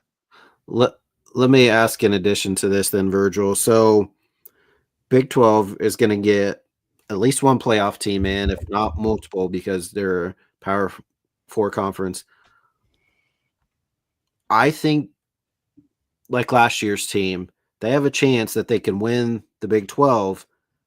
Do you realistically think he would always have to go up against Ohio State, Indiana, Oregon? I think he'd be better fit with a better chance to win because there's no team right now. Obviously, Tech is having a really good year, BYU, but outside of that, they could easily still be a top tier Big 12 team and get in pretty regularly, where I think it'd be hard. There's some obviously really good teams right now that could change. Indiana's last year was good. This year they beat Oregon. And that's another thing. Well, obviously, we'll talk about the picks on Thursday. I think that's going to be an interesting matchup. A lot of people I've heard say there's no way that Ohio State's going to lose that. But honestly, I was impressed by Indiana with that Oregon win. So, I don't know, just a thought that because they know that at least one Big 12, not multiple, can get in, he could be better suited to stay there, run the Big 12, kind of like Oklahoma or Texas did before they left. Because otherwise, I mean, yeah, he could get there and have a year or two at Penn State to win the Big 10, but I think it'd be a lot harder because as of right now, they have some more dominant teams, I think. So I would put two factors into this. One, I think involves money and investment. I think Penn State would be willing to put a lot more in there. So it's more a financial decision than a competition decision. But also, I think you're forgetting something here. Next year, Eric Morris is going to have the conference on lockdown, and Dillingham don't want any part of that. Did I forget that? Or yeah, I mean, you didn't mention it, so I thought maybe just an oversight. So go Pokes. He's going to have that year one or year two. So Kenny saw the writing on the wall, and it's like, you know what? I don't want to be a part of this. Scared of Eric Morris and Drew Mestamaker. Yeah, I mean, yeah, just what I've heard. Oklahoma State QB1. Mm-hmm. Yeah, folks love the Pokes. Well, there's a name that I don't think he would. I don't think this was a possibility at this point either because of the lack of success he's had lately. But the original placeholder, Bill O'Brien, would they bring him back in from Boston College? That's another thought. What NFL? I thought you said Daniel Bryan, and I was like, what? No, Bill O'Brien. What NFL coaches, coordinators, or otherwise do you think Joe Brady drop back down or Joe drop Brady down for the first time? Is that Tom's brother? No, that's the Bills offensive coordinator. I think that's Quinn's brother, actually. Well, and he came from Georgia, right? LSU. That's right. He was at LSU, and then he went to the Panthers, and then ignore that. Quinn Brady or Brady Quinn. Yeah, same person, right? Yeah, same. The same. What one. is that? Yes, Brooks Virgil. What's in that beer, Virgil? Is that a 16.3%? Is that an Imperial Sour? Yeah. Hey, speaking of which, real quick about beer. I'm surprised that Donnie, he'll probably order it now that I'm saying Sam Adams has a 30%. It's a $240 beer, but it's a 30%. No. So I'm not paying that much. Donnie's getting that. It'll be at his. Well, no, he's here. getting like 400 units of it instead. Okay. It'll be in his cellar here in 2 weeks. Yep. And then Rondo had to come and take it away. If it gets into the cellar, you won't see me drink that one until like 2030, 2031. But you know what? Thank you for having a cellar because you have made my narrative so much easier to push off on people by virtue of the fact you have a cellar. So thank you. Yeah, well, the cellar being the bottom shelf of the pantry and the kitchen. It's a cellar. I've seen it. I don't want our people in the chat to get the wrong impression that I'm actually wealthy. They're aware. No, they know. Yeah. They know. Donnie, that yacht has already sailed. Exactly. Yeah, you've already bought another one since that one sailed. Yeah, but that was a good one, Patrick. Thank you. He's learning to pick his spots. I'll give you that one. Every once in a while. There's one earlier too with Ed and his bald dome. That was a good one. So yeah, I think if he learns to pick his spots a little bit better, I think they'll be funnier. I was actually going to reply to that one, and I didn't. That Ed was actually the lead in the company musical that they were doing tonight, where he was playing Spaceship Earth in the Epcot musical for the company party. But I was like, that's too party. So, Lynn, Rich Rod is actually back at West Virginia, ironically. After a stint at Jacksonville State. Yeah, and before that he was at Arizona, right? Yep, Arizona. Yep. Yeah. So, I don't know that he would go to Penn State. I don't know that he can. I don't know that he wants to go through another divorce like he did with West Virginia when he left for Michigan. That was a particularly nasty parting of ways. So I wouldn't see I wouldn't see Penn State going after him at all. No. So we mentioned all these names, and I think we're forgetting who it's really going to be in the end. Welcome back to who's that going to be? Welcome back to head coaching, Jimbo Fisher. Oh, interesting. That's a bad fit. Of course, it's a bad fit. There's no good fit at Penn State. Yeah. But speaking of But fits, I was going to say, do you know who would be a really bad fit? Virgil, I'll let you tell us. speaking of bad fits, you know who's also a bad fit at their team right now? Who's that? Ladies and gentlemen, welcome to Gottlieb Watch. Good segue. I'm Thank you. excited. As we chronicle our friend over in Green Bay, Gottlieb Doug's basketball schedule to see if he will win 10 games or not. Very well played. So the question, we're going to go ahead and just go into this game here. Okay, Mike, my own apartment. Thank you very much. Golly. Man. Okay, actually, before that, I need to answer this question. North Dakota just gave their coach like a massive contract, so he ain't going anywhere. Yeah, that worked well for the one that's at Little Apple in Manhattan right now. Yeah, but that was like, I think that's like double than what Klein got. But Zach brings up a good point. Like, what about like your Tarleton States and people like that with their coaches?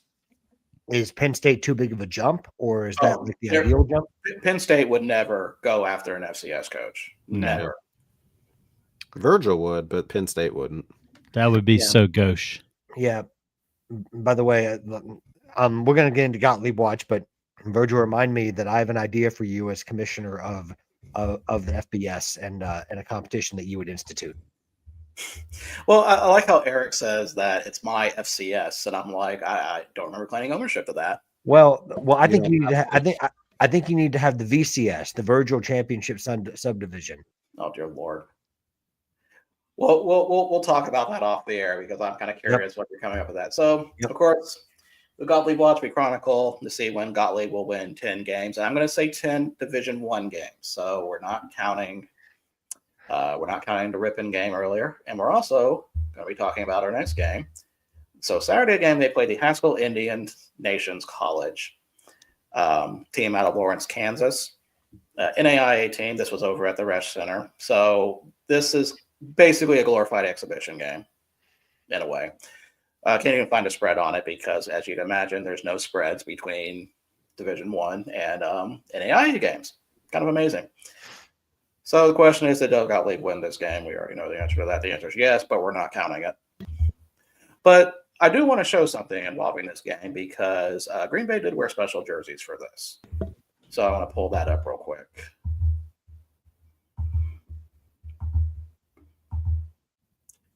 And this was for honoring Native American Heritage Month. That. So it's a nice little green purple jersey for the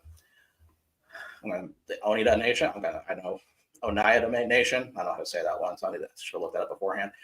This is what they wore for that game. Honestly, it's a very nice touch to see. I really like these jerseys. I don't know if they'll sell these or not. Probably not. But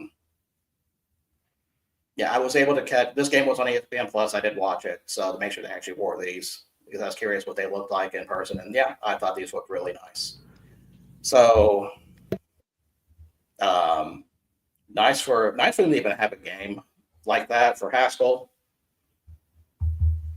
I'll be wondering if it's gonna be a common thing or not, but we'll see on that. So yes, Doug Gottlieb did win the game. We're not counting it. They won by 40. Wasn't even really close. But their next game, we're in conference play next week as they're going to be playing Robert Morris. So that will be Thursday. So we will be having a live Gottlieb Watch on Thursday. So the question is, the Somerset Patriots call. They want their logo back. I think this predates Somerset. So who's calling who? You know me, my pro minor league bias. Okay. I know. So that's it for Gottlieb Watch. Pretty quick one. So hopefully we'll see how he does in conference play next week. Or this Thursday, I should say. All right, so let's talk about some NFL games. So I got the scores up here. On Thursday, we start off with the Packers beating the Lions 31-24. I'm sure Mr. Profit was happy with that.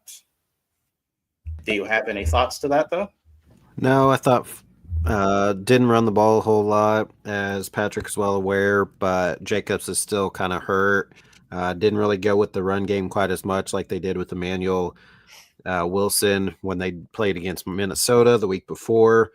But Love, 4 touchdowns, didn't throw a ton, didn't really need to. The defense looked good. Obviously, Micah had some sacks and everything. So play right towards the end that actually finished it off. We had 4th and 1 or 2 and threw a pass to Dontavian Wicks, who had a huge game, had 2 touchdowns, went up, high pointed the ball, pulled it down with the defender on his back to get the first down and effectively in the game. So, yeah, overall, pretty good game.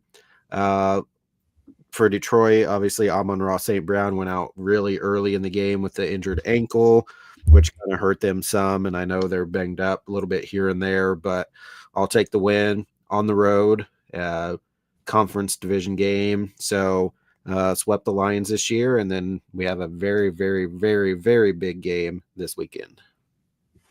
Yeah. We'll go over that Thursday.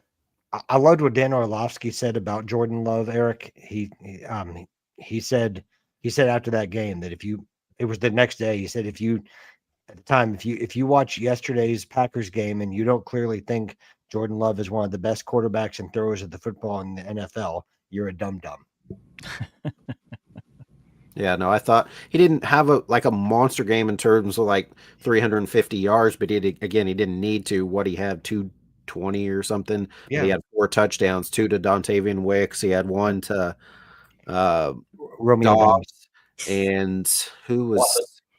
Yeah, Christian on Watson. the deep ball. That was a really good deep ball. Yeah. So yeah, I mean, overall, I thought, what was it, 27-20? I thought they played pretty well. Yep. Obviously, Detroit's always been pretty good lately, even though they've been running into some injuries, but we'll take that divisional win. And so we'll move on to another division game here coming this weekend. Patrick, why do you remember that Romeo Dobbs caught a touchdown? Well, you see, there was a certain fantasy football game where I was like 27 points and Josh Jacobs can't even get a touchdown. I know he was injured and honestly, just from a human perspective, I hope he's okay. But yeah, what was it, like four receptions, 20 yards, but then a touchdown? Yeah. I'm like, what's Virgil telling these cats, man? We have a mini-ish bye by playing on Thursday. Now, the Bears also had one less day of rest by playing Friday, but have a couple of days extra rest. The very, very, very unfortunate thing is right at the end of the game, Micah went in and got a big sack on Goff, but unfortunately, there's friendly fire, and Devontae Wyatt got rolled up on his ankle, broke his ankle, and so he's out for the year, which is really going to hurt because he was a really good run stopper. So we'll have to see if we can fill that gap. But obviously, with the Bears' run defense is going to be a big test. So that was the only kind of bad spot for the game overall. Got the win and everything, but whereas Devontae Wyatt broke his ankle, that's unfortunate for the Packers, but it happens. Like I said, his guy unfortunately rolled up on his ankle as Micah went in and just absolutely drilled. I think it was 4th down too, where the Lions were going for it and just ran right over Goff. He sacked Goff another time where I don't know if it was a blind side from the back or what, but he just I think he was facing the other direction and just got leveled from behind. So Micah set the NFL record for 5 consecutive seasons of 12 or more sacks. Nobody's ever done that before. So obviously happy to have him in Green Bay. But yeah, only bad spot is losing our big defensive tackle. What's the timetable return for Jaden Reed, or is there one yet? So they talked about it because it was a short week. They played on Sunday, the last Sunday against the Vikings. Then they didn't have really any practices at all because they were playing on Thursdays. They just had like walkthroughs. They wanted him to have a full week of practices before getting out there to kind of get slowly into the flow. It's possible they still have not activated him. It's possible it'll be this weekend against Chicago. If not, then we go to Denver. And I heard people thinking he may be back for the Denver game. So man, if you guys could just keep your wide receivers healthy, man, that offense would be scary good. Right. And the defense is playing great because our only 3 losses have been 10, 13, and 16 points. Yeah. And the offense, when they scored 27, now this game we scored was it 31-24 or was it 27? It was 31-24. 31-24. Okay, so that one we were a little higher, but that was I think pretty much one of the first wins where we didn't score right at 27 points because 27's been kind of our sweet spot. So we scored a little bit more there, but yeah, if we could get, with him coming back, Watson's finally starting to get healthy again, been out there for a few games, and Jacobs, I think, kept a couple extra. Yeah, Dobbs with Jacobs having a couple extra days rest, and if Golden could figure it out, I mean, but he's been hurt too, though. He hasn't been playing either. But yeah, he's unfortunately he'll have a catch here or there, but hasn't quite. I'm hopeful maybe this offseason into year 2. Yeah, but Musgraves looked a little bit better.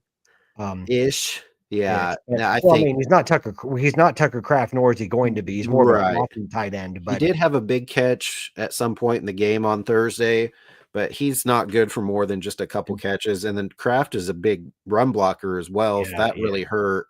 But what about Chris Brooks? Like where does he come into the picture? Well, that's the thing with him. They put him, if Jacobs or Wilson's, then they'll bring him in for a kind of maybe a third down back or whatever. But yeah, I was talking to Virgil and I was like, I was actually paying attention to that game, and I said to Virgil, I'm like, what is Chris Brooks doing in there?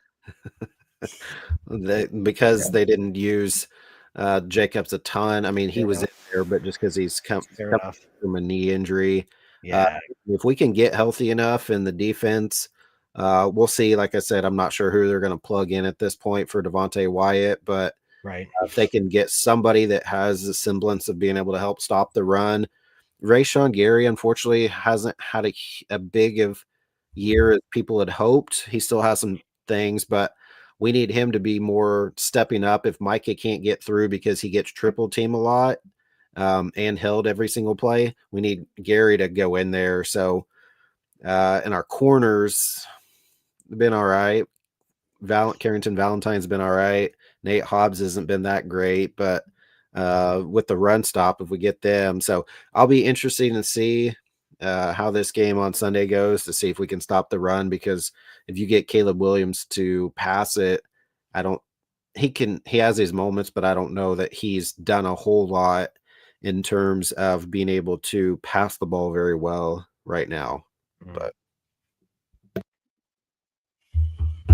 sorry for all the extra questions. I was just curious. I knew there were a lot of like question marks, and you've had a lot of updates coming into some big gains for you guys, because you're still within the division. Obviously, I mean you're right there. We'll be in first if we beat Chicago. We're only half game out, right? And don't you have Chicago twice? Twice. It's so dumb. So we at home against Chicago Sunday, go to Denver, back to. Then to Chicago. So Chicago, Denver, Chicago. And then I think we have like Baltimore, Minnesota. Yeah. And it was you guys and the Bears. And then there's two of the teams in the NFC East that almost play each other like either twice in 2 weeks or twice in 3 weeks. And I was like, I don't like it. Wild to me. Yeah, I don't like it at all. I wish they would split it up and put them one earlier in the year and one later. I don't like it at all. So, and the culture doing that against Donnie's Florida Fighting Donnies. They moved the game in Chicago to Sunday night. So not this weekend, not the next, but so basically 3 weeks. That game is now a Sunday night game. This first one here, Sunday, is at 3:25, but they moved the one in Chicago, which is weird because I don't ever really see a ton of night games in Chicago. Yeah. Virgil, I cut you off. I'm sorry. No, you're good. You're good. Like I said, I welcome extra analysis on games like this. Yeah. Next game we had was Cowboys beating the Chiefs 31-28. And so Chiefs have a 1-5 away record. I had to go to the casino with the 2 biggest Chiefs fans in Wichita right after that game. So I had to go. I did. Because I didn't win any money. You stayed awake. It's progress, okay? So you're saying that there were not some happy people in the drive over? No, but I like saying, how do you lose to Dallas? Because we didn't lose when we didn't beat them, but we also didn't lose to them. So I'm like, how do you lose to Dallas? And so they've like, well, it's a down year. We'll be back. And I'm like, I think your reign may be over. What made it a down year? Not potentially making the playoffs. Well, I mean, I know that, but I mean, like, why? What was wrong with this team that wasn't there last year?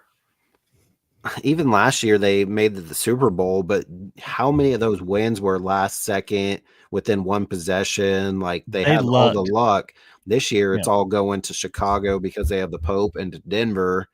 I think both of those two teams, AFC and NFC, are the two worst. Denver's 10-2.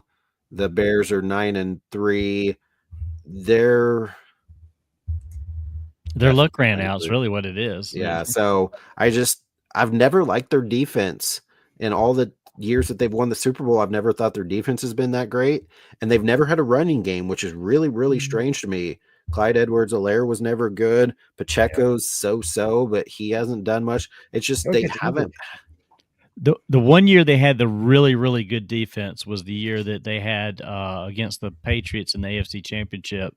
And what's the dude that Ford that jumped? D Ford, yeah. D Ford. Offside. That year was the best defense they had. And then they got rid of him and some other players, and it's just not been the same since. The last time that the Chiefs had a really consistently good running back was Jamal Charles.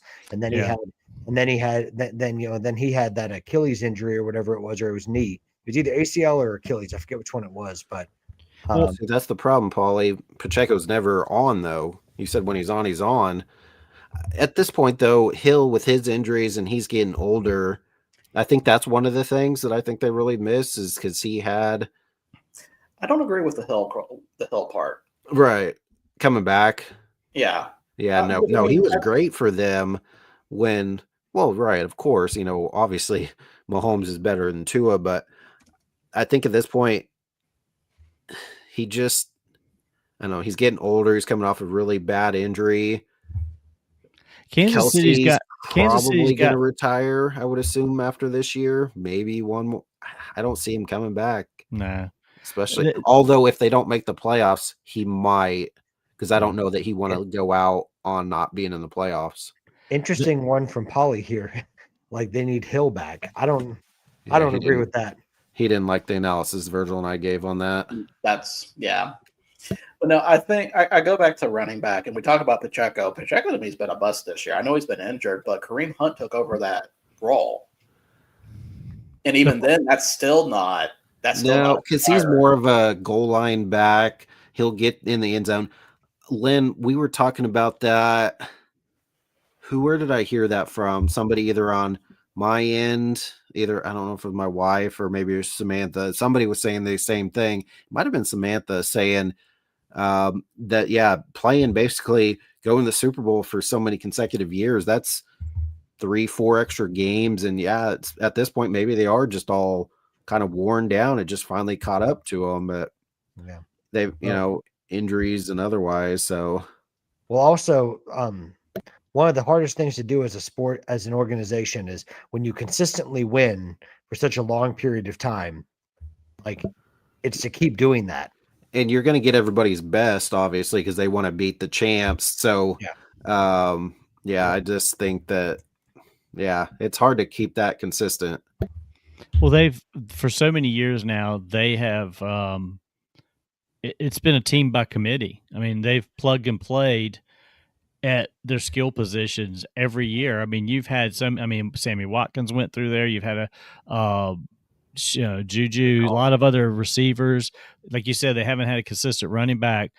It's overplayed. It's like at some point you can't do that every year and expect to have consistency. And I think it's just caught up with them that this whole plug and play mentality that they have is that whoever they put out there they can win with is not sustainable. I agree. I know this isn't, people couldn't see it, but I agree on the notion that they really miss Eric Bieniemy. And I don't understand why He's not at UCLA still, is he? Mm-mm. Where's No, he I at don't think now? so. He I don't- is. I just looked this up because I think he's back in the NFL. I see what I Did he go to Baltimore? don't understand is Bears running backs coach. for Bears. Okay. no wonder their running backs are really good. That makes sense now. Well, see, What- for so long he was overlooked for head coaching position. that's the Nobody thing, could figure but- that out. there had to have been something there of why they didn't think he'd be a good head coach. Yeah. But if you're constantly winning Super Bowls as the offensive coordinator, why would you leave? I know you want your opportunity, but where did he go first before he went to UCLA? Kansas, Washington. he went to Washington. Yeah. And see, I just didn't understand that at all. Maybe he was just hopeful with Jaden. Well, was he even there when Jaden? No, that was before that. See, that to me didn't make sense at all. And I think I agree though with that. I think that's hurt them ish. Now they've made it obviously to the Super Bowl last year without him, but I think they were so good offensively with the enemy that once he did leave, that kind of hurt. Defensively, they're okay with what's his name now? Steve Spagnuolo. Mm-hmm. Spags. He's fine. I don't. Well, I mean, I wouldn't say he's a tremendous. There you go, being enemy to Penn State. I mean, well, did UCLA really do much with him there? He was only there for A year? he was only there for 1 year. well, Donnie, you had really good analysis earlier, but I mean, I find it sort of disrespectful that you forgot one of the iconic Chiefs receivers, that they've had. He wasn't a journeyman like the other guys. He was a star. Who are you talking about, Dwayne Bowe? Kadarius Toney. Somewhere over Dwayne Bowe? Oh my God. No, for real. Like a ton of people use that as their fantasy football name when he was back in the day. I believe Being it. here in Kansas, we had obviously a lot of Chiefs fans, so they would Yeah. always do somewhere over Dwayne Bowe. If Dwayne Bowe had good hands, he would have been a great receiver. Yeah, but because I saw him drop so many passes at LSU. He had great tools at LSU, and they've had some great wide receivers. But man, he dropped some wide open passes. No longer a Kansas City Chief, but you know who my wife's favorite Chief is? Who's that? Tom Bahali. Oh, She has a Tom That's a good one. Bahali 91 jersey. She's always a Holly fan. Her thing is she doesn't have a ton of jerseys, but she waits until they sign an extension and knows they're going to be there for longer, and then she'll get the jersey because she's like, if I get a jersey, they're going to leave immediately, and so she'll wait. And so when Holly signed that big deal originally with the Chiefs, she got her a jersey. But yeah, she was a big Tom Bahali fan. Who's Samantha's favorite player? I don't know. Let me ask. Hold on, just a second. Okay. While he does that, let's go over the next game. Bengals beat the Ravens 32-14. Joe Burrow's reemergence coming back here. And I only have one question for the Ravens. Are a very, very difficult team to watch because I do not, and of course, I'm saying this because, yes, I do have Derrick Henry on fantasy. I'm just going to go ahead and say that now. But even if I didn't, how can you not have your best player have a touch or an attempt in a whole quarter? Yeah. How do you go ahead. No, go ahead. They've gotten away from running with him, and that's a mistake. I mean, they've only implemented him in the past a few times. I mean, he only had one catch for 44 yards. But This still, whole season they haven't been using him. They haven't. He had those fumbles early on, and then it's like they stopped using him, and I don't get what they're doing. I feel like when Lamar Jackson holds the football on forever, it feels like it's just a guaranteed sack. Like, I don't know what they're doing. Oh, sorry, I missed who you were since I was on. You're talking about Ravens and Bengals. Okay, yeah. Yeah. Jalen or Gordon? He said his favorite chef is what he meant. We're talking about the Chiefs. Oh, I thought he was And talking about he went chef on you. not Yeah, he Jalen did. Ramsey. No, Not Jalen. Nope. No. No. The Kansas City Chiefs.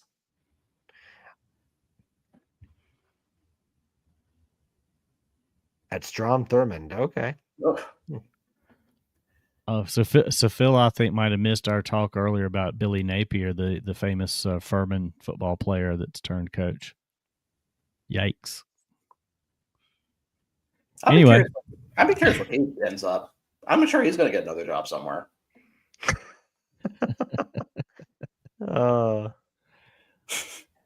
So Mike, do you want Mike Tomlin to be fired? I mean, I know we're going to get to that game, but I mean, I don't think there's any way he gets fired. But is that what you want as a Steelers fan? I know there are Steelers fans that want that, or some resolution. But I'm sorry, Patrick, I couldn't hear you over the booing. well, don't worry. Mike Tomlin doesn't blame them anyway. So, No. Yeah. Uh-oh. I'm afraid where this is going. Yes. About to go to bed in a way. Yeah. He's been here 18 years and kind of stale. Yeah, I didn't want to speak for Mike but he and I have had several conversations in the last week about that situation. I know he was telling me that he's a little conflicted because Tomlin has been solid. Yeah. But he's kind of season. Well, and that narrative's getting very tired very fast. We also haven't won a playoff game since 2016. Exactly. Yeah, who cares about a losing season or a winning season if you're not winning playoff games? So playoffs.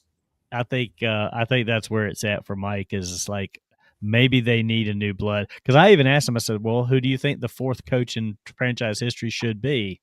Yeah. He's not sure yet. If they want the new blood, Virgil, can't they just go to WCW? Oh man, that's like 2000s WCW. Oof. Yeah. Oh my God, Tomlin to Penn State. Wow. Oh my gosh. Please don't do that. Please don't do that to Mike Tomlin. Please. Yeah. As a Raider fan, you do not.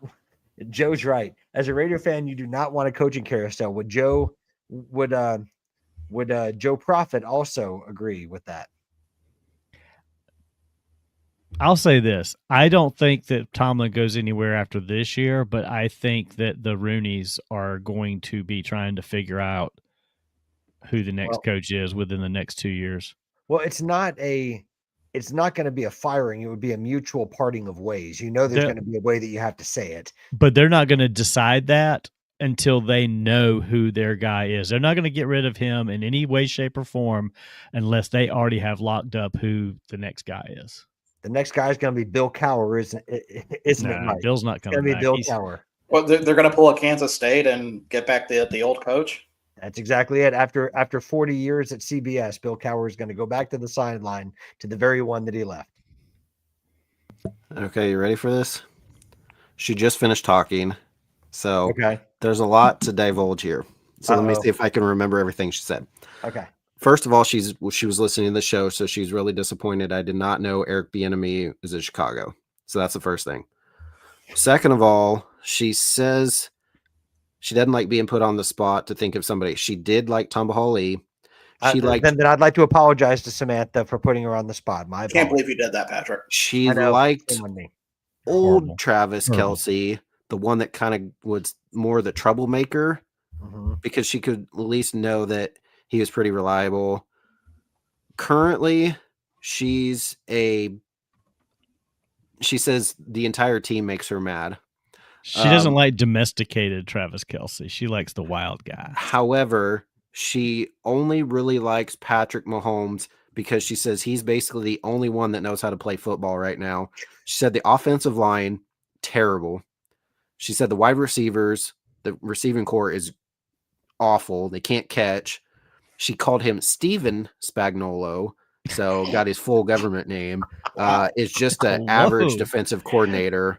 I don't know about that. She said she likes. So get this. She likes Creed Humphrey, who's their center. Who likes a center?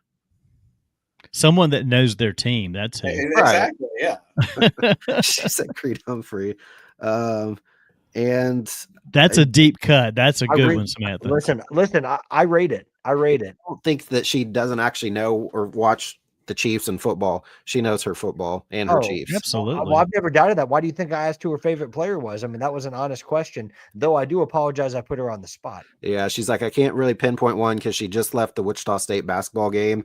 So she was sitting there thinking. And so that's most. I'm trying to remember if there's anyone else that she said. That's basically it for the most part. So those are kind of her. Well, for not liking being put on the spot, she gave some really good answers. So props to you, Samantha.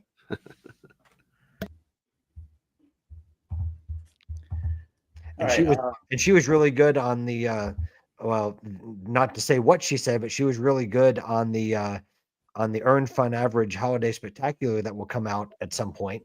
That we were all recording last night. So make sure you guys go listen to the Earned Fun Average podcast as well. Yeah, and be ready for that holiday special here soon. But only say for the parts where the three of us were in, because we had to leave early. We weren't on much longer because everybody dropped. We left late. Yeah, everybody was dropping off, so we finished up right after that. You didn't get to say our slogan all at once at the same time. I know. I wanted to do it too, but Virgil said I had to get off. So and we didn't see. I did not say that. No, I did not say that. That's what the private chat said. Did not say that. We didn't sing the 12 average days of Christmas either, like we did year one. Come on, Johnny. We need that every year. It's kind of like how Skills does his wrap up every year. We need just like Skills does his wrap up, every year. We need to have Johnny singing the 12 days of average Christmas of Earned Fun. That's right. For my first day of average Christmas, my average wife gave to me a lukewarm cup of coffee. There you go. Okay. Anyways, all right. Let's get to the Eric Bieniemy Bears. All right. Yeah. So the Bears. Eric Bear Enemy. A good one. That's a good one. Bears go into Philadelphia and beat the Eagles 24-15. That game made me angry. So if you're all right, real quick to jump in for analysis of this. You get angry over games, man? Why? It shocks me. It's not that bad. You don't have to put me on. That the Bears were doing was running the ball. Eagles, stop the run. That's all they did. Williams was not throwing the ball. He can't throw the ball. He's not that great of a passer. Stop the run. Now it's going to be easier said than done because watch, I say this, and then Green Bay won't stop the run on Sunday with Monangai and Swift, which I pulled a Patrick over here, and on my other league, I still won. However, Swift got me 0 points last week, so I benched him, and then he got me 19 on my bench this week, but I still won that, unlike Patrick. But regardless, I say that, and then we'll see if Green Bay can actually stop the run. But if you force Williams to throw, yeah, he can make a few throws to Loveland or Adunze, but beyond that, I don't think he's a great passer. But their run game is really good this year, and that's all they did, ran for like 300 yards, and it's like the Eagles. If you shut that down, Eagles just lost 4 days prior or 5 days prior to the Cowboys, and then they're losing to the Bears, and it's like, what's going on with the Eagles right now? They can't run. In your words, the Eagles' offense is terrible. They're terrible. Saquon, what's his issue? Why can't he run? I don't know, but who's the Bears? Run him who's too the much Bears running back coach? Does anybody know? Ben Johnson. I'm with you on Saquon. Like did they run him too much last year? What, he have over 2,000 yards? I mean, possibly. Wait, do we have a Le'Veon Bell situation? No, I don't think that. I think I think that the Eagles, from what I can tell, the Eagles are just like week to week a different team. Like they haven't figured out one thing to stick with. Hold that thought. One thing crossed my mind about the Chiefs that Samantha said. She said Chris Jones sucks because he's already been paid. He's not waiting to be paid. So now that he's paid, he doesn't have to perform. So she also mentioned that he sucks right now as well. So sorry. Okay. Anyway, so Bears. That happens in all levels of all. Well, right. Yeah. But she did mention that, and I forgot to say that. Well, I'll tell you who the Eagles remind me of right now, and this was brought up earlier by Virgil. The Eagles with Saquon Barkley reminds me of the Ravens with Derrick Henry. Yeah. In terms of, like, they were so good last year, and it's like, why all of a sudden are you abandoning what worked last year? And right, yeah, I mean, that's Yeah, I mean, they're trying to outsmart themselves. well, you're overcomplicating it. Yeah. I mean, just because Derrick Henry fumbles the ball, I'm going to give him the rock, like 5 more times. Just because he fumbles it once doesn't mean like Lamar Jackson ain't doing anything. Jalen Hurts has regressed. Yeah, and it's AJ both Brown those has not been teams. good. Yeah. Well, I mean, you send your home run hitters up there. You don't care how many times they strike out. You he had wait for the home runs they He had hit. a good week this week, AJ. right. Brown. Did you see that meme of that girl? And I don't know what show she's on, but she kind of does that pretending to cry and then does the tongue out thing. Yeah. They did that with the AJ Brown, however many catches, 134 yards, whatever, 2 touchdowns. But AJ Brown on a week that they lost, but he had that big game. So that was funny. Yeah. Well, the Eagles will have like one good drive and then they won't do anything for the rest of the half. Yeah. Like they'll have one really solid drive and you're like, it's going to be a good week. And then the offense goes silent. The Ravens usually just start out terrible and then they'll have like, little moments here and there. But to me, those two teams, at least on the offensive side of the football, are very similar right now because their best players are their running backs and they don't utilize them enough. Yeah. Joe, you would have been invited, but we can't have you on back-to-back days. But no, honestly, Joe was working, so that's why he couldn't join us yesterday. So listen, Joe is way above average and he fits in on that podcast. Absolutely. So the flip side, because that was Bengals Ravens, right? Are we at that game yet? We're on Bears. No, we Bears, did Bengals Ravens when you were talking to Samantha. Oh, okay, sorry. Well, to real quick on that, is it one of those wait and see? Are the Bengals gonna get better that Burrow's back, or is it just because they played the Ravens? Well, they can't get any worse. I think it's both. I think it's both, like Donnie said. I think the Ravens screwed up more than the Bengals succeeded in that game. But I think the Bengals are definitely turning around on that. Yeah, I mean they've got the Ravens. So they've got the Bills this week, and then they got the Ravens again. So if they get through the next 2 games, then they got the Dolphins, and then the Cardinals and the Browns. So they get through the next 2 games, there's a shot.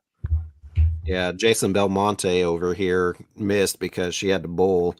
She had to step up and won 3 of their 4 games. So they had some snow in Iowa, and she had to fill in for the bowling. So Lynn missed it. So yeah, sorry you missed yesterday, Lynn.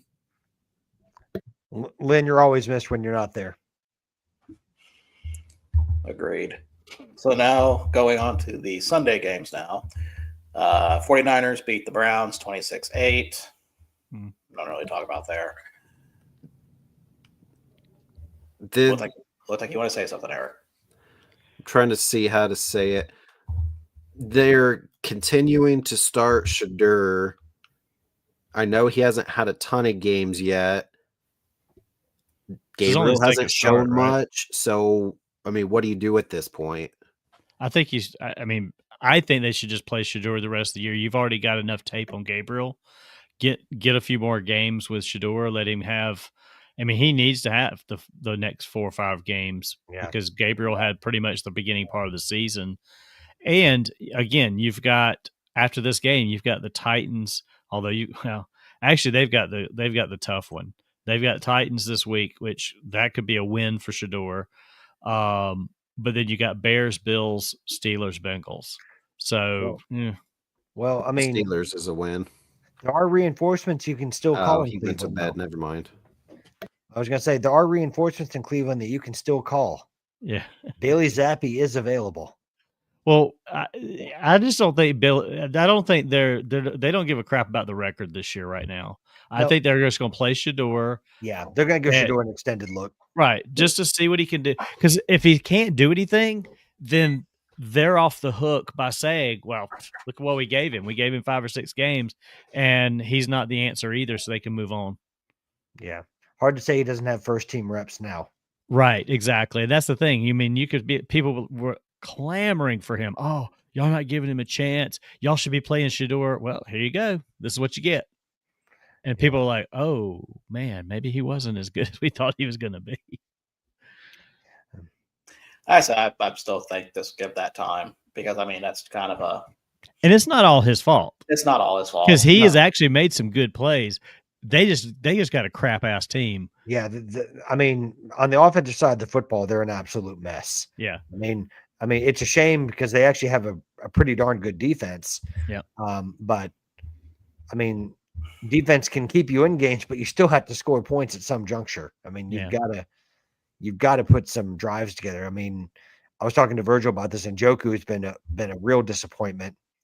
I know Ed loves Jerry Jeudy, but the fact of the matter is Jerry Jeudy has been a little bit of a disappointment. And I know Ed will come on and defend him, but Jerry Jeudy has been a disappointment. Cedric Tillman can't stay healthy. Well, it's easy for them to shut down Njoku because that's all they got. True. So they kind of bottle him up a lot. Don't let him get off the line much, and then their outside receivers can't do anything. Yeah. Well, and we know he's talking The about offensive here, but line does can't do anything. He said Miles, but does Miles regret staying with the Browns? I mean, he's cashing in a big check, so I guess you had to ask him, does money make him happy? That's pretty much the question there. I think it does right now. He could potentially be. It won't happen because he's a defensive player, but he should be a legitimate contender for MVP this year the way he's played. Yeah. But that's not going to happen. I mean, Miles is making that Donnie money. I don't blame him. I mean, Yeah, cash that check, man. I wish. Do you guys know who has the most receiving yards this year for the Browns? The Browns? Quinshon Judkins. Good guess, but no. It is their rookie tight end, Harold Fannin Jr. Oh, okay. That's a good shout. So that probably goes back to them playing two tight ends a lot and Njoku being shut down, and so he's not going to catch anything, and all he's just collecting yardage over here. Pretty much. Next game we have Jaguars beat the Titans 25-3. Jaguars saying 8-4, and I was gonna say it looks like they've kind of fixed some of their offensive problems, but it's the Titans, so I can't really go off that. Jacoby Myers had a good game. Brendan Strange, after coming back from injury, had a great game.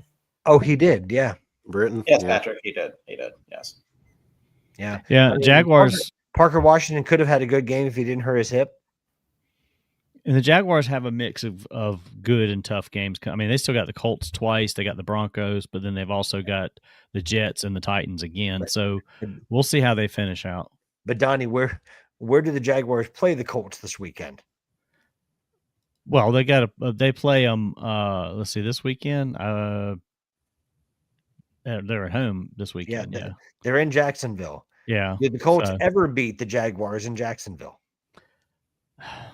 I mean, you're a lifelong Jaguars fan. You know this. No. Well, they don't win in Jacksonville. So they've got the next two games at home. They could potentially win both of those games, but then they go on the road at Denver, at Indy. They could that could be a 2-2 split, those four games. It could be. It could be. And we'll see. I mean, I think Jacoby Myers has been a good pickup for the Jaguars. Particularly when you don't know what you're getting with Brian Thomas Jr. and with Parker Washington's injury problems and Brenton Strange in and out of the lineup. I mean, you needed somebody, and he's been a good, safe option for Trevor Lawrence, who likes to spread the ball around and spread out the passes. But Brenton Strange is his favorite target, though. I think that's been made abundantly clear.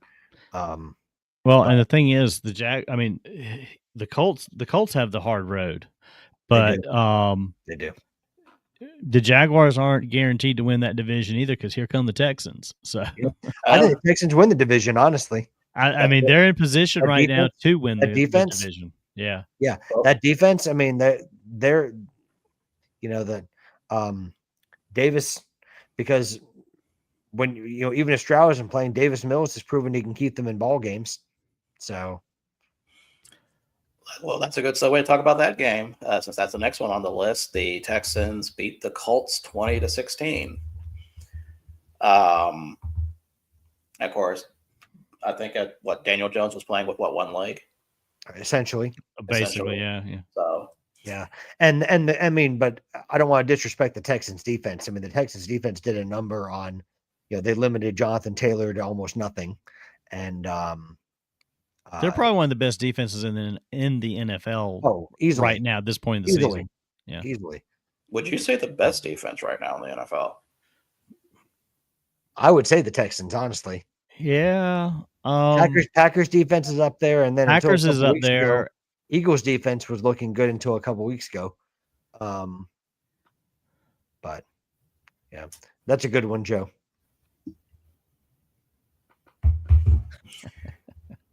All right, next game we have Dolphins beat the Saints 21-17.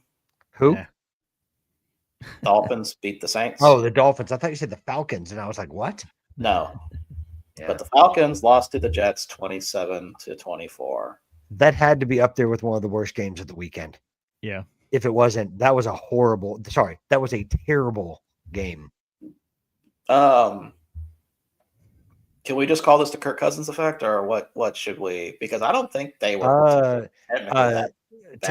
I think we can say that Tyrod Taylor is the hero that we need, but we don't deserve. Right name, wrong player. I think you're thinking of a Donnie Mitchell. Are you talking about Adonai Mitchell? Adonai Mitchell, yes. Yes. Sorry, I'm not good with my names. Look at Quinn Brady for an example. Quick update. She is no longer on the spot, so she has her favorite player. Oh, okay. Breaking news. Former player, defensive player. Any guesses? Recent-ish. L'Jarius Sneed? No, but that's funny. We talk about that at work a lot. Man. I know he's in trouble with the law. I know he's in trouble with the law right now. But. Slightly older, not too much older than Sneed. Defensive back or a lineman? Defensive back.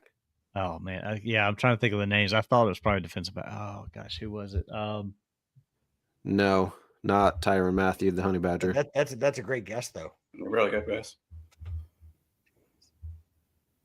I'll just tell you, unless you guys want to keep guessing. I can't. I'm thinking of the defensive backs, and I thought I had a name in mind, but I can't bring it. I think Virgil knows it. I don't know it. Eric Berry. Oh yes. Wow. And she said mostly because his fear of horses and war paint is they have somebody riding a horse out on the field during like touchdowns and beforehand, and he gets so scared. So she said that makes her laugh. So she would say former Chief Eric Berry is one of her favorites. He was a good defensive back too. And former Tennessee Volunteer Eric Berry, right? Yeah. Mm-hmm. He was the ball. Yeah, good shout. Good shout. Absolutely. Yeah. So, Patrick, do you have any other insight with Jets Falcons? I would just say it's typical Falcons that they have a chance to go up in the division, like to make some noise in the division, and then like they're playing the Jets, and the Falcons find a way to lose to the Jets, and the Jets did not play well at all. I have a good friend of mine that's a Jets fan, but he also has a soft spot for the Falcons. He goes, how can I be mad at both teams? He says, only the Jets and the Falcons could make me mad at both teams. He said, I just wasted a whole afternoon watching that game. And I was like, yeah, you did. I couldn't argue with them because he made salient points. That's the best way to put that. Buccaneers beat the Cardinals 20-17. I'm really, really... Man, getting rid of having Murray being injured, it feels like that team's actually got an identity now. No, I don't hate Brissett there. No, They don't have Harrison anymore, right? He's injured with a leg injury, I believe now. And so I don't even know who literally is on the team right now, but I think they're decent. Jacoby Brissett has done the impossible. He's made Jonathan Gannon look competent. I mean, they got Trey McBride, they got Michael Wilson, they've got Greg Dortch. Well, and then there's what? Let's see who's playing running back this week. Bam Knight this week.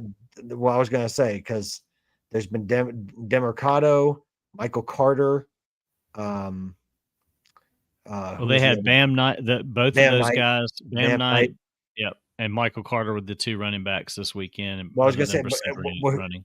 and who's the guy that was the top back before he got hurt and went on injured reserve? Trey Benson. What's that? Trey Benson. Trey Benson. Yeah. And Trey Benson's due back any week now, right? Or is he back already? He's been due back any week for like 3 weeks. And Harrison he's like Harrison a Murray and Hampton then, right? Did he come back? Pretty much he's a Murray and Hampton. Do you love how since Virgil has to actually run the show now, he stopped being the producer and then Donnie's like, I'll do it, and he looks everything up now? It's like, I'll get you the answer. Well, he's got a lot of things to go. He's got to keep you two under control, and he's got a lot of other things going on. So, but Eric, he doesn't under control. Yeah. What's it, Eric? Donnie doesn't have to actually look it up because he was old enough that he lived it, so he doesn't actually have to look up anything.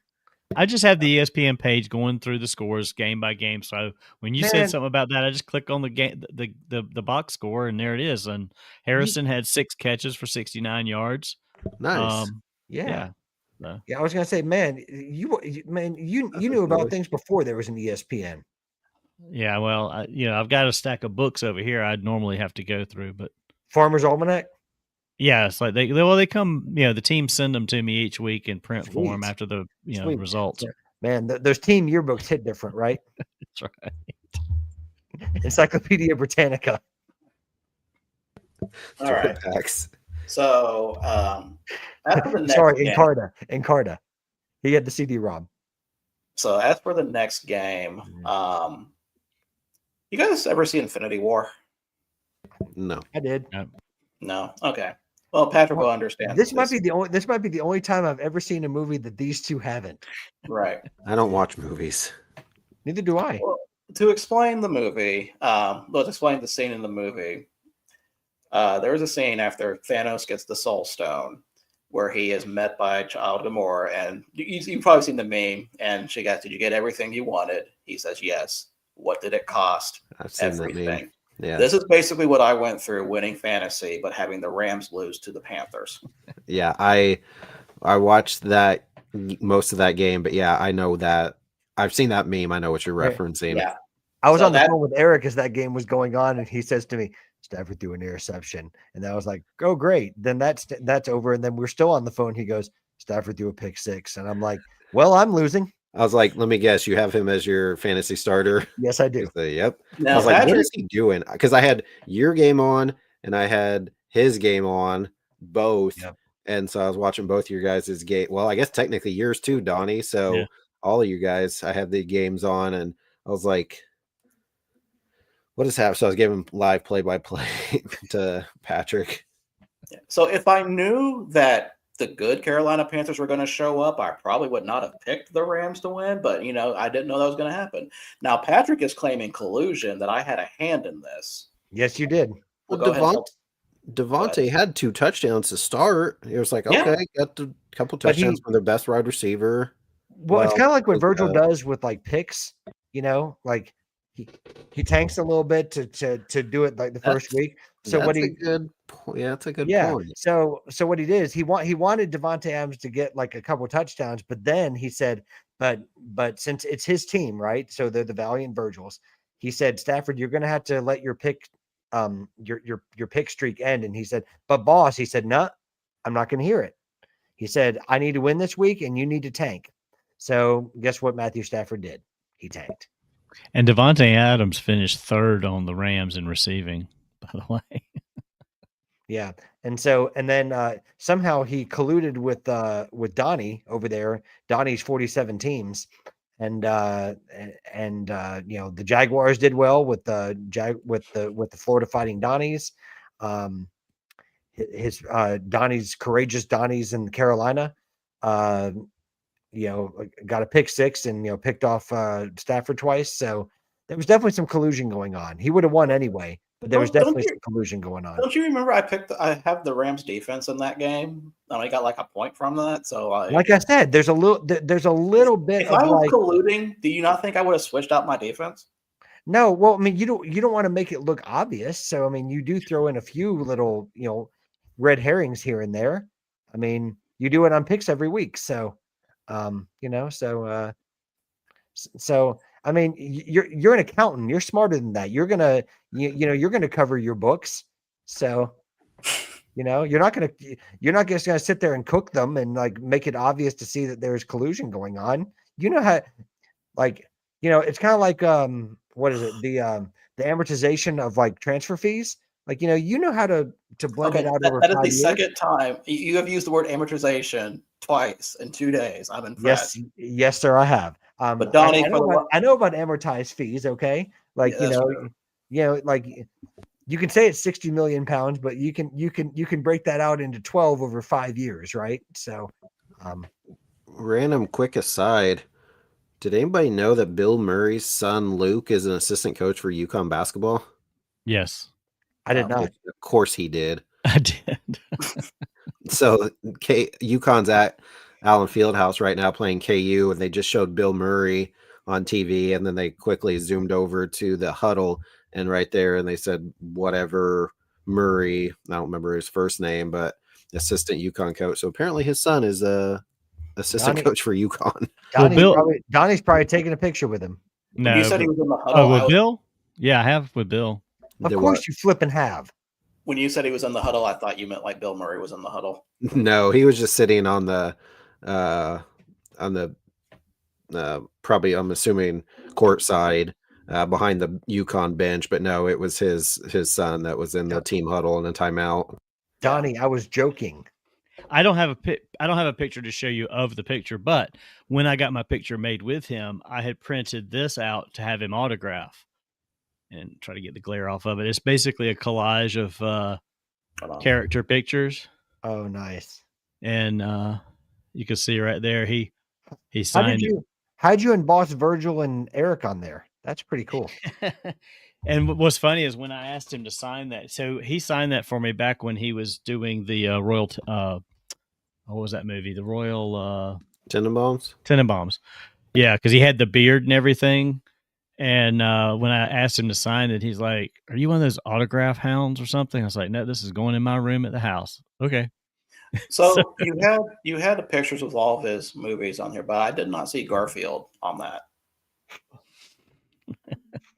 This was from years ago, so I mean, he may have done Garfield since. I don't remember what year he did Garfield. The cat or the presidential documentary. This is probably from 20 years ago. But he to answer your question as to how I knew his son was at UConn. You know a guy. Bill lives in Charleston, so you see a lot of news about him a lot of times. And I had seen something they go to lunch somewhere. Often. I think it was a picture of him with his son at a UConn basketball game. I think it was last season because of the didn't they have a playoff run last year? No, they won the last two prior to that. Florida won this past year. The last two prior to that, UConn won. But they won it, but they still had a pretty good run last year, didn't they? I thought they got eliminated in the Sweet 16. Yeah. I was going to say it was. I think that's where I had seen it was because Bill was wherever the Sweet 16 or something in the March Madness was back in March. But anyway, Bill's always at a sporting event. Oh yeah, he's a part owner of the River Dogs too. Eric, the James A. Garfield retrospect would only be like one episode, so wouldn't really have a lot there to go off of. All right. I had a joke, but I resisted saying it because it was in poor taste. Well, speaking of presidents, why we talking about your guy Martin Van Buren running quarterback? What I don't understand. Terrible. Yeah, you guys should have won that game. Should have beat Oklahoma, but yeah, should have lost to Western Kentucky, who lost this past weekend. Don't mess with the Van Buren boys. Donnie, do you have any analysis with the Panthers game that you would like to share? Yeah, tune in yesterday morning. Actually, I will have to say this. I'm going to have to start giving Bryce Young a little more credit than I have. Mm-hmm. Whoa. Because what did I text on Sunday? They beat Green Bay in spite of Bryce Young, but they beat the Rams because of Bryce Young. Right. I'm coming around to him. I'm still not sold on him totally, but I will say this. This was his 11th come from behind fourth quarter win. He is starting to get the job done when he needs to. I do like what Canales is doing because I think a lot of this has to do with Canales more so than just Bryce Young. But they have their moments where they are very balanced. Hubbard finally had more rushing yards than Dowdle, but I think that's the first time this season, actually, even before he got hurt. Hubbard, Chuba Hubbard. go Pokes. Go Pokes. See, I still can't even just talk. He's I just got to mess with him.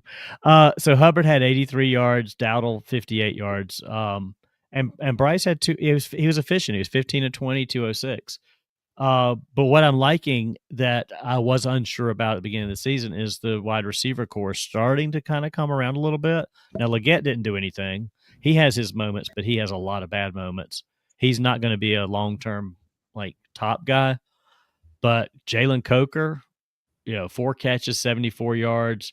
Teteroa McMillan, he only had 1 catch, but for 43 yards for a touchdown. Yeah, that catch that he had for that touchdown was unbelievable. I didn't see any of this game. We actually had not a true fan. A funeral service, memorial service to go to for a friend of mine's dad. But even Hubbard, Dowdle's getting in the passing game. Trimble, he's a serviceable tight end. He didn't do much this game, but he has his moments as well. From where? Tommy Trimble? Anybody? Yeah. No? Notre Dame, baby. Tight end you? We just let you say it. Why? You can do your little pokes thing, but I can't go my Patrick Here Come the Irish. That's what I don't do it. So you literally just said it. You didn't put your fingers up, but you still said it. But he was the one that brought it up. I didn't bring it up. So anyway, Panthers, they've had their moments this year. They're starting to kind of gel a little bit. I still think they're pieces away from really being consistently a really good team. I think we need another receiver. I'm not sold long-term on Bryce Young, but I'm not saying we need to draft a quarterback either. So I'm going to give it more time. I'm coming around to him, but I don't think I think he will get us to one level. I don't think he gets us to the next level. Mm-hmm. I'll put it like that. And then we've got a somewhat favorable schedule coming up, depending on how the Bucs are, because with Baker being injured, he came back and he's doing okay. So we'll see how that is, because we got 2 against the Bucs and we got the Saints after this bye week coming up. So, I mean, we should win the Saints game. If we can at least split with the Bucs and we got the Seahawks, then we're looking pretty decent for potentially winning the division. Where's the Seahawks game at? That is at home. Seahawks are coming West Coast, East Coast. Don't know what the time yet, though. Could be a 4:00 game. Which will negate everything. Well, it'll more favor the Seahawks if it is 4:00 versus a 1:00 game. Well, if it's in Seattle, it's not going to be a. No, it's not in Seattle. It's in Charlotte, but the time hasn't been determined yet. Okay, I was going to say because if it's in Seattle, it wouldn't be a 1:00 game. No, right? No. But they haven't. That's TBD, and the last game against the Bucs is TBD, because I think we're in the flex window now. You're gonna track headwind and tailwind, aren't you? It's a thing. I know you don't think it is. It's a thing. No, it's not. Well, speaking of Seahawks, they beat. It happened. We beat the Rams on a 1:00 game coming from the West Coast. They thought they were playing in before lunch or something. Morning. It's already been determined that Virgil had the outcome of that game already planned. So, speaking of the Seahawks, they beat the Vikings 26-0. How bad is the Vikings? Brosmer was terrible. The entire team. Somebody said, I feel bad for Justin Jefferson. Did you see they released Thielen too? Yeah, because he did nothing. Yeah, I don't even know why he went back there. Did the Steelers pick up Adam Thielen? Yes. Yeah, he wanted to play for a contender, and he went to the wrong team. Right. Isn't that what Mike said earlier? Yeah. Hey, he could have stayed with the Panthers. He didn't want to. That's true. Speaking of Steelers, they lost to the Bills 26-7. And, man, there's really nothing to say about this game for the Steelers. Like, dear Lord. Listen, Eric says it the best way that anyone could. Terrible. Absolutely. I think the best thing is that meme I sent you guys about Aaron Rodgers looking like the one of the guys from Home Alone after he got beat up. Is Kansas not doing well, Eric? I mean, they're still up, but they've lost the lead and they've been missing their last few shots. They can't hit anything right now. They're still winning. Out, isn't he? Yes, he's still out. That's a travel. No, the other, that's a travel. Dude literally came up off the ground, came back down, and dribbled. Man, it feels like baseball season again, doesn't it? Why? Because he's watching something different? Yes. What game is he watching? What are you watching? He's watching UConn. KU. Yeah, UConn and KU. Oh, yeah. Sorry, you did say that. Sorry. In and out. Did you enjoy the burger? No, In and Out's gross. Oh, okay. Hold on. Yeah, we did sign Cody Ponce. KBO MVP, baby. 3 years, $30 million. Man, I did not see that. Yeah, Cody, listen, I'll take starting pitching depth anytime we can get it. And I mean, we'll see if it works out. I think it's a low risk with the, 30 million, like weird saying that 30 million is like a low risk thing, but if you catch lightning in a bottle and he's figured out how to pitch, he hasn't pitched in the majors since 2021. But if he's figured it out, it's a good, it's a good low risk investment for the Jays, and it not only gives them starting pitching depth for this year, it also provides some security for if Gausman leaves in after this season, and if Barrios opts out, or it gives them depth to trade for some other needs. So it works in a few different ways. Cool. Not that I'm hoping that not that they're looking to deal Gausman or anything like that, but like Barrios could be, if they think he's going to opt out, he could be a trade piece. I mean, we'll see what happens. Good to see that you're excited about that one. Yeah. Raiders lost to the Chargers 31-14. Herbert is out he had surgery on his non-throwing hand. Could he be back this coming weekend, or is he's planning to be? No, he's planning to be. Back. What Chargers offense are you going to get? And is Beeson going to say bolt up and then they don't show up again? I mean, good possibility. So yeah, I mean, he had surgery for whatever the broken bone. I don't know which bone he broke. Was it a finger or just in the hand itself? I think it was just in the hand itself. I don't think it was. He had some kind of surgery yesterday, and they've said he is working towards playing. And they should be getting Murray and Hampton back next week too, so that'll help boost that offense. Well, maybe the next 5 games. This is their schedule. Fantasy team, Virgil. What? I'm saying. They have the Eagles at home, at Chiefs, at Cowboys, Texans at home, and Broncos. That's they're not making the playoffs. That is not a good run to be facing right now, especially with even if it's non-throwing hand, your quarterback being somewhat injured. I just don't. Does that scream 1-4 to anyone else? Oh, absolutely. Yeah, a win against the frauds. I agree. Yeah. Wait, they're playing UC Davis? No, they're the cowards. The professional fraud. Yeah. Sorry, I was like, bleeding Monday show into this one. Sorry. Yeah. So speaking of that, the Broncos beat the Commanders 27-26 in overtime, not shaking the fraud allegations that I am still making to this day. So are we going to start talking about how the Broncos had the NFL machine behind them? What do you mean? I mean, all these close wins, despite having a terrible offense, the Broncos have the NFL machine behind them, ensuring that they win and have, one of the best records in the NFL. Are you saying that there may be a deal that was made? I don't know. I'm not saying anything. I'm just saying, is there that possibility? Don't worry, Donnie's not going to let me run with that one. With the Mississippi Valley State mascot? Or the Duke mascot? Probably more the Central Connecticut mascot. Okay. But all I will say about this game, watch Treylon Burks catch. That's all you need to say. Did you say watch Freddie Lundberg's catch? That's not what I said. All I know is the say wrong Broncos sport. looked good in this game. I'm surprised they gave up 26 to the Commanders. I am too. Yeah. They did look really good. Was that a Marcus Mariota led Commanders team? Yeah, and Mariota, I mean, to his credit, he got the Commanders in position to win that game. They bull rushed him the last couple of plays down there close to the goal line.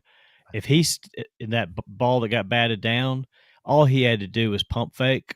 No quarterbacks do pump fake very good, except for Drake May, which we haven't gotten to yet. But if he'd have just pump faked that guy in the air and stepped to his side, he had the guy wide ass open for the score. They should have. All they needed was Carson Wentz. Oh Jesus! Can't make Carson Wentz happen. And of course, the last game on Monday, Patriots beat the Giants 33-15. Donnie, since I know you watched this game from entirety for obvious reasons, what were your thoughts? Patriots are legit good.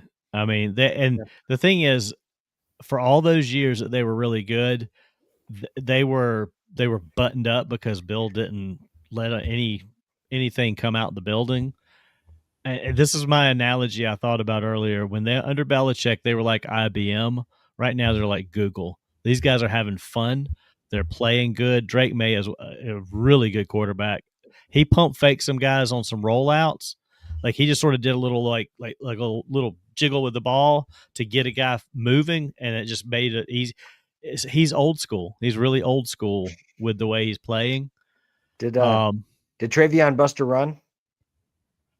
Yeah. I mean, both the running backs actually helped me fantasy wise. Okay. Well, that's good. Yeah. Yeah, I know you're going after too, something that's way over my head, so I'm not even going there. I mean, we can't ignore that Singletary also busted a pretty good run too. Yeah, he did. Yeah. So, He definitely did. But Patriots are legit good. And it helped. You said it helped in fantasy too, right? In my fantasy league, yeah, Okay, helped cool. me beat Tom Thrash. Okay, cool. Because I needed both running backs and That's a good question, Joe. kicker. That's I don't think they even know. Oh my God, that was hilarious when that dude planted. I sent a meme to some friends of the mine. former Falcons kicker. Yeah, Young Hook. I sent a meme that I saw today to my friends. It said, "When you're waiting for the green to clear for that 250-yard shot." Does this mean John Parker Romo is next? I don't know, but the Giants are a hot mess right now. I mean, I think they've got something with Dart. If he could keep healthy, kid learn to play.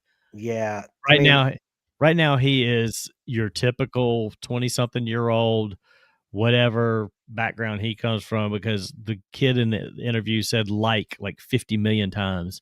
I'm like, dude, you got to get somebody to help you straighten out and mature a little bit here. Man needs to go talk to Tua. No, what he needs to do is he needs to talk to some of the former Giants quarterbacks that will tell him. Eli Manning needs to go in there and straighten this kid out. Is what he needs to do. No, he needs to talk to the national treasure, Jameis Winston. Well, I don't think he's listening to Jameis. I think Eli walks in there maybe, but when I said earlier the hero we don't deserve, that's actually Jameis Winston. A fun little side fact. I got going down a rabbit hole last week because I saw there's a 30 for 30 coming out on Stuart Scott next week. Yeah. And I met I've got a picture somewhere. I met Stuart Scott, got an autograph photograph with him. Of course too. you did.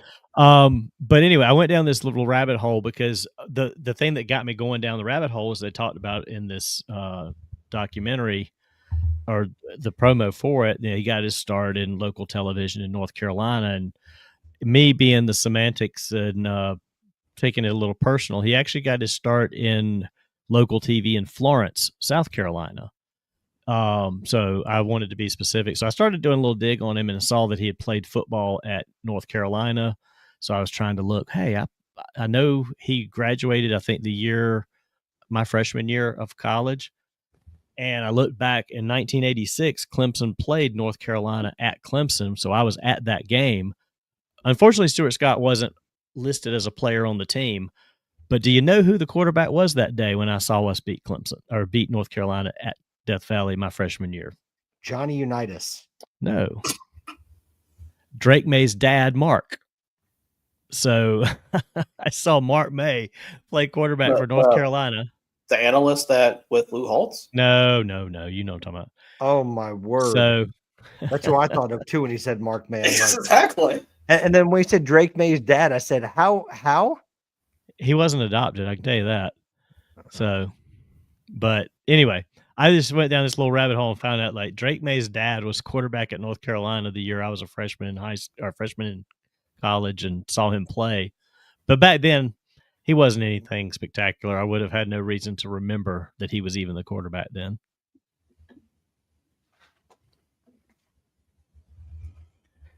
So anyway, that's my analysis on the Patriots and Giants. All right.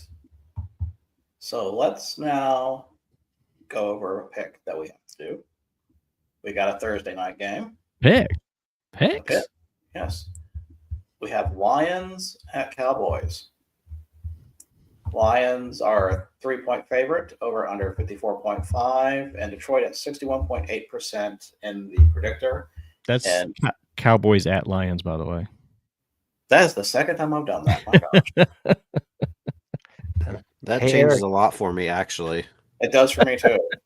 I was like, wait a minute, that game's not in Dallas. That's why we need producer Wise on here. Yeah, I was gonna say, but he's doing what he does whether Virgil's the producer or not. He's always researching whether or not Virgil is researching. Mm-hmm. Hope I didn't tell that honestly does change my pick. Yep, me too. What about the flight path? I mean, like what's going on with the Dallas to Detroit flight path? North south. Nothing at 8:15 on a Thursday. Or 7:15. I mean, I don't travel enough to know. I don't travel enough to know, so I need you to tell me. Nothing. It has no effect. You're a prophet. And the weather is 72 degrees and clear. So couldn't ask for a better forecast for this game on a Thursday night in Detroit. Isn't the game on a dome? That's what I was going to say. Hence my weather report. All right. So, I mean, there could be a slight breeze off of the home team side, just depending on how the air conditioning's turned up. From those fans. Yeah. So, Cowboys at Lions. Ed has picked the Cowboys. See, that would not shock me or surprise me one bit because I think they're going in the opposite direction ish. I could still easily see the Lions winning some games, the Cowboys losing, but at the same time, Cowboys have been playing a lot better. If that game actually was in Dallas, in Arlington, like Virgil said it was, I honestly would have gone with that. Being in Detroit, I think it leans a little more favorable for them. So give me the Lions.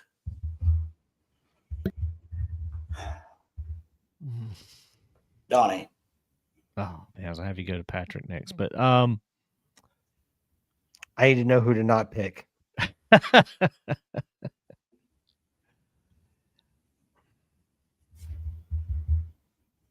I'm going to go Cowboys in this one. I honestly think this could be a actual good Thursday night game. I think it'll be a good game. The Cowboys are playing pretty good. The Lions are not sure if they're going to have Amon-Ra back yet. Not that he's the only thing. I was going to ask if Amon-Ra's going to be back. I actually was watching Sports Center for the first time in I don't know how many years earlier before we got on, and I have Amon-Ra on my fantasy, which I'm trying to beat Justin Kish. So I was wanting to find out because they mentioned it, and they said he did not practice today, but he is still trying to make himself available. I don't know that he's going to, even if he is available, he's going to be very effective. So I'm going to go with the Cowboys because of that. Good analysis, Lynn. Oh, man, stole my joke. Patrick. I'm with Prophet on this one. I'm going to go Detroit Lions. Wouldn't surprise me if the Cowboys went in and won with the Lions struggles, but I don't know. At home, I just feel like Detroit's going to figure it out, do just enough. I think it's going to be a close game, but I think Detroit's going to do just enough to win. So give me the Lions. Yeah, the Brown injury kind of made me almost side with Dallas, but I'm still going to stick with the Lions.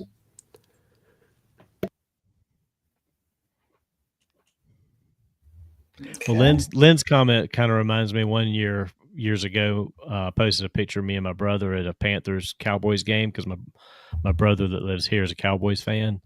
And my dad commented, well, my son's team's winning today. Okay, so that's it for picks. We will have pick Cotton. Let's see how that one plays out. We will have college picks tomorrow. We'll have college and pro picks on Thursday. We'll have FCS picks, of course, for the next round. And, of course, we have conference championship picks. So should be a pretty fun episode to go through that. So before we call it a night, Eric, what do you have on Earn Fun Average this week? So tomorrow, Johnny and I Earn Fun Average. We head to Richmond. No, not Virginia. Indiana. We have Trevor Amerson, the GM of one of the newest Northwoods Leagues team, the Richmond Flying Mummies. I love that you guys are doing what you're doing with all these collegiate summer league teams. You guys absolutely. Have really found a sweet spot with that. And I know you hate it when I say it's way above average, but I absolutely love that content. And I know Beeson will be waiting for that one to drop. He will be because he'll love that. Paul stole I'm pretty sure we honestly recorded before he did. He just put his out before us. Yeah, I saw he just had one, a week or so ago, but I think he was kind of in at least according to his comments, so he was dropping a few of them like right after, because he was going to be traveling. I think he was like recording and dropping right away. Yeah, I'm pretty sure that was one of them. So that to me, I'm pretty sure we recorded prior to Paul, but obviously we had no communication about it. He just happened to release his sooner. Well, I think yours will be more polished producing since you had more time. That's right. Our average editing skills and everything. So yeah, check out the Richmond Flying Mummies, and if you get a chance, get up to a game next year. First season. I think that may be in the cards for sure. Yeah. Well, I mean, support a team that's close to where Zach Beeson lives as well. Yep. I think that's like one of his local teams. Mm-hmm. Patrick, is Hat History still on hold? Yeah, it is. So 2026 return? Most likely at this point, yeah. Most likely at this point. And Donnie, how about you? Got anything coming up? The only thing I've actually got coming up is Rhonda bought tickets yesterday because some friends of ours were going, and I was like, man, I'd like to go to see that because it's been forever. So we're going Friday night to see the Harlem Globetrotters. Are you taking your 4-year-old son? I don't have a 4-year-old son. We are going with the councilman and his wife and their 11-year-old son. Oh, wait. So, like Irmo Councilman? Yes. Irmo Councilman Mike Ward and his family. Councilman Ward? Yes. Please give Councilman Ward, the respectable councilman, my best. I will. I have not seen them since I was a kid. Rhonda's never seen them, and I'm like, I saw a commercial, and I was like, oh man, that'd be cool. And she said, well, Mike and Melissa are going, and I said, well, let's try to go. So when you went, George Mikan was a Globetrotter? No, when I went, no, not that far back. But okay. I got to see the Curly Neal, Meadowlark Lemon era. Yeah. Yeah, I loved Meadowlark Lemon. They're not the OGs, original OGs, but to me they are. They are the classic lineup of the. Well, I was going to say Meadowlark Lemon. To me, I don't care if he wasn't original or not. He was like, when you think of the Globetrotters, those are the kind of players you think of. Did you see Lynette Woodard play? I have not. She was she was the first female Globetrotter. They didn't have any females back when I saw them play. But that would have been in the late 70s, early 80s. Do you know where she's from and where she went to school? She's probably from Wichita whenever you bring anybody up. Mm-hmm. And where'd she go to school? Bishop Carroll? No. I love that I can just name is it West Wichita? That's not Wichita West. Wichita North. Yes, correct. With Barry Sanders, My Okay. aunt went to school with Lynette Woodard. Next time, Patrick, we just need to go north, south, east, west. Well, the great thing is about, like, I've heard him talk enough about it. It's always Wichita something, Yes. Wichita direction, Yes. or it's Bishop Carroll, or it's I love Capon, who just won the state championship. Cape and Mount Carmel, 1-4. Yeah, Cape and Mount Carmel. Yeah. I love that there's a north, south, east, west, and then there's, like, for good measure, northwest in there. Well, but he's And only bringing up northeast And northeast. southeast. So southwest got northwest. left out. Yeah, and southwest northwest. there's not, because there's a Heights and then a Carroll and a Capon. So there's 7 out of the 8 general directions represented. Yeah, southwest is not one of them. So which school They is add- actually in the southwest of Wichita? Because Well, it's got see, to be that's the named something thing. else. Because north is not really north, northwest is not really northwest, west is more central. So when they started the schools, they were, but because Wichita's expanded so much, they're not in the correct geographical points of Wichita anymore. So who's on first then? Exactly. Oh my gosh. Just rename the schools. I mean, what's the worst that can happen there? Also, I like the fact that Eric was disgusted that you would suggest it was Bishop Carroll. Exactly. Just the way it was. Listen, it was worth being wrong just to get that reaction. But generally, Eric's only going to bring it up if A, they're from Wichita, and B, if they're actually from the school that he actually attended, because he actually attended Wichita North. I didn't know. Even though his son goes to Wichita Northwest. Yep. I didn't know Meadowlark Lemon had a spinoff group, the Bucketeers. That's interesting. And Brees Hall, the running back of the Jets, went to Wichita Northwest. Yeah. Barry Sanders went to Oklahoma State, right? Yes, he did. No, he went to Wichita North. Well, he went to Wichita North and then he went to Oklahoma State, right? Yes. I wouldn't know. He wasn't really much of a starter or that good in high school, honestly. So he was like Michael Jordan Basically. at Laney High School. Well, on that note, we're going to call this in for the show tonight. Please join us on Thursday when we'll go over the college, the conference championships and the NFL games, and of course our FCS and college picks. So have a good night, guys.